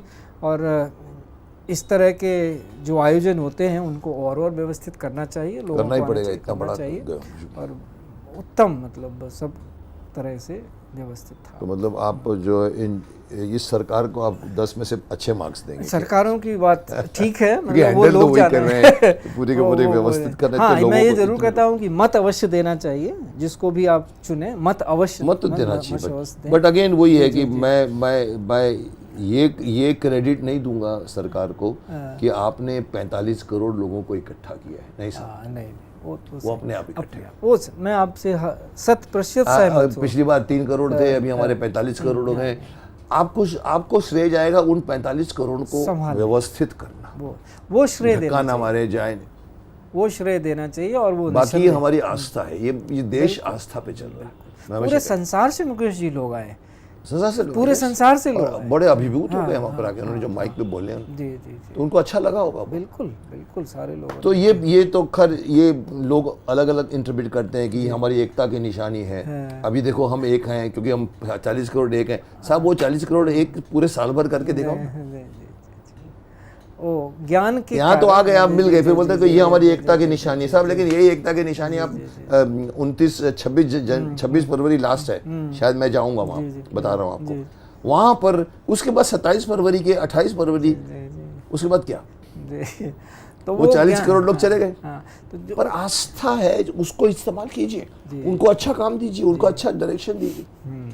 वही फंक्शन था। यो कुंभ का जो मूल था वो यही था कि वहाँ के ब्रह्म निरूपण हुआ करता था, धर्म विधि बताई जाती थी, तत्व विभाग बताया जाता था कि आगे क्या करना। फिर जो बताया जाता था। हाँ, अभी नहीं, अभी भी हो रहा है, मतलब टाइम नहीं है। लोग अभी मुझे प्रदर्शन लग रहा है ज्यादा करके, जितने तो वही कह रहे हैं ना कि उसमें बहुत तरह के लोग आ रहे हैं, प्रदर्शनकारी सर्कस टाइप दिखता है कभी कभी मुझे। लेकिन अभी भी श्रद्धालु आपको मिलेंगे। श्रद्धालु, मैं बताऊं, credit goes to the 40 crore आदमी, 50 करोड़।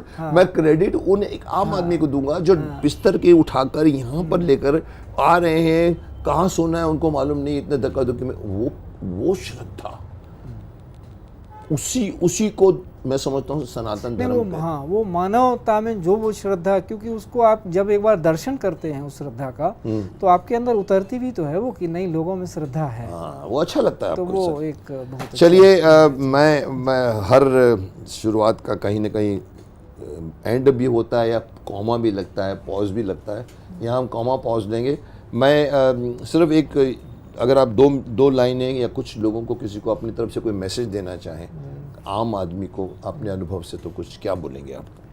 तो मैं यही कहना चाहूँगा कि मानव जीवन बहुत अमूल्य है, और हर एक को, परिवार के मुखिया को, परिवार के सारे सदस्यों को सबसे पहले अपने आप के ज्ञान को प्राप्त करने की ओर उन्मुख होना चाहिए, प्रेम से रहना चाहिए, एकत्व से रहना चाहिए। अगर परिवार में प्रेम है तो निसंदेह एक दिन ज्ञान की ओर आप जाएंगे, और परिवार में ज्ञान है तो निसंदेह आप प्रेम की ओर जाएंगे, और इन्हीं से, दोनों से संसार चल रहा है। तो इनसे आप भरे रहेंगे तो जो ये दुर्घटनाएं होती हैं, देखा जाता है आजकल नई उम्र के बच्चे आत्महत्याएं हो रही हैं, लोगों को कितने तरह के विषाद हैं, तो वो सारे दूर हो जाएंगे। क्योंकि जब संवाद रहेगा तो निरंतर संवाद में रहें। जो समाज संवाद करता है वो समाज सदा जीवित रहता है। जहाँ संवाद मरता है वो समाज मर जाता है, वो अकेला पड़ जाता है। हाँ, अकेला पड़ जाता है। तो संवाद बनाए रखें, सबसे बड़ी बात मैं यही कहूँगा। परिवार में दोस्त की तरह रहे एक दूसरे से, बिल्कुल उस तरह का भाव रखें, एक दूसरे को आदर दें, आदर प्राप्त करें, तो कभी डिप्रेशन में नहीं जाएंगे। कभी आप, जब आप संवाद रहेगा बहुत अच्छी बात कही आप। संवाद, देखिए बहुत बड़ी बात है, परिवार में संवाद। हम परिवार में संवाद नहीं, परिवार में हम गूगल में घुस गए, टीवी में घुस गए। लोग घर में अपने अपने कमरों में जाके खाना खाते हैं। एक ज़माने में डाइनिंग टेबल के ऊपर बैठ के या नीचे ज़मीन पे बैठ के पूरा परिवार, दादा दादा, दादी दादी, मामा काका, बच्चे बैठ के, दादा बेटा आज तेरा क्या हुआ, वो संवाद था। आज संवाद, आप हमने बहुत सही कहा कि परिवार वालों को आपने जो शिक्षा दी कि यंग लोगों को कि दादा दादियों से बात करो, फादर मदर से बात करो। बाहर के दोस्त और गूगल के फ्रेंड आपके फ्रेंड नहीं होंगे कभी भी। वो आपको सिर्फ उंगली ऊपर करेंगे, नीचे करेंगे, आपको लगेगा अरे मेरे इतने सब्सक्राइबर है। असली चीज़, परिवार बिखर रहा है तो कारण यही है कि संवाद कम हो गया है। और संबंधों की जो प्राथमिकता है, सबसे अस्तित्व का पहला संबंध गुरु और शिष्य का है, दूसरा संबंध पति पत्नी अथवा तो प्रेमी प्रेमिका का है। वहाँ से ये सब चलता है। तो वो क्रम अगर हम मेंटेन रखेंगे तो निसंदेह आप हमेशा आनंद में रहेंगे, परिपूर्ण अनुभव करेंगे। हम वो क्रम तोड़ देते हैं, हम वो क्रम तोड़ देते हैं। इसलिए हम वो उदाहरण नहीं बन पाते, इसलिए हम वैसे प्रसंग नहीं आते, इसलिए वैसा संदर्भ उपस्थित नहीं होता। और अगर हम उदाहरण बनते रहें तो वैसे ही संदर्भ आएंगे, वैसे ही प्रसंग आएंगे, और हमारी ये सनातन परंपरा सनातन आनंद में चलती रहेगी। पूरे विश्व को इससे लाभान्वित होने का मौका मिलेगा। विश्व हमारे प्रति कृतज्ञ रहेगा, और जो कृतज्ञता में जो आनंद है वो तो है ही। जय हो। जय हो। हमारी परंपरा यहाँ की है कि हम अतिथि को खाली हाथ नहीं भेजते। एक छोटी सी भेंट है, ये मग है जो आप आराम से इसमें पानी भी पीजिए, या चाय पीजिए, या कॉफ़ी या दूध पीजिए। बहुत बहुत और शक्तिमान की तरफ से एक पेड़, हर एक लगाओ एक पेड़, चलिए आवश्यकता है। आश्रम में आपका पौधा भी लगा दीजिए। कभी मैं आके हाँ, कभी मैं आके देखूंगा कितना बड़ा हुआ है। चलिए, तो यहाँ पर हम विश्राम लेते हैं। देखा आपने, इन्होंने बहुत बड़ी बड़ी बातें सनातन धर्म की अपने शब्दों में। देखिए, मैं अगेन कहूँगा, सनातन धर्म इतना विशाल है कि उसकी विशालता को बयान करने में बड़े बड़े से लेके छोटे छोटे लोग भी आएंगे। सबकी अपनी अपनी अनुभूति, सबसे अपनी अपनी परिभाषा, सबकी अपनी अपनी अंडरस्टैंडिंग होगी। इन्होंने अपनी अंडरस्टैंडिंग से जो सहज जो इन्होंने स्टार्ट किया है, वो योग का जो और इनका जो फाउंडेशन है, ये इनकी अपना काम है। इनकी तरफ से जो मुझे सनातन धर्म का ज्ञान मिला, आपको भी मिला होगा, ये ज्ञान से आप देखिए कि सनातन धर्म हमारे लिए कितना आवश्यक है। पाश्चात्य परंपराओं को अपनाना मत जाइए उसके पीछे, क्योंकि घूम के अल्टीमेटली आप वापस हमारे हिंदुस्तान में ही आओगे, भारत में ही आओगे। ये अलग बात है कि ट्रंप ने उठा के सब कुछ फेंक दिया है, वो अलग बात है, वो तो अवैधता है। लेकिन साहब अल्टीमेटली भारत ही ऐसी जगह है जहाँ पर आपको शांति मिल सकती है। तो चलो यहीं ख़त्म करते हैं। अगली बार मैं किसको बुलाऊंगा, कौन आएगा, मुझे भी नहीं मालूम। प्रयास है मेरा कि अच्छे लोग आएँ, सशक्त लोग आएँ, मेरी भी शक्ति बनाए। मैं शक्तिमान हूँ, इसका मतलब ये नहीं कि मुझे शक्ति नहीं चाहिए। तो ये क्रम चलता रहेगा। अगले बार मिलते हैं, तब तक प्रतीक्षा कीजिए।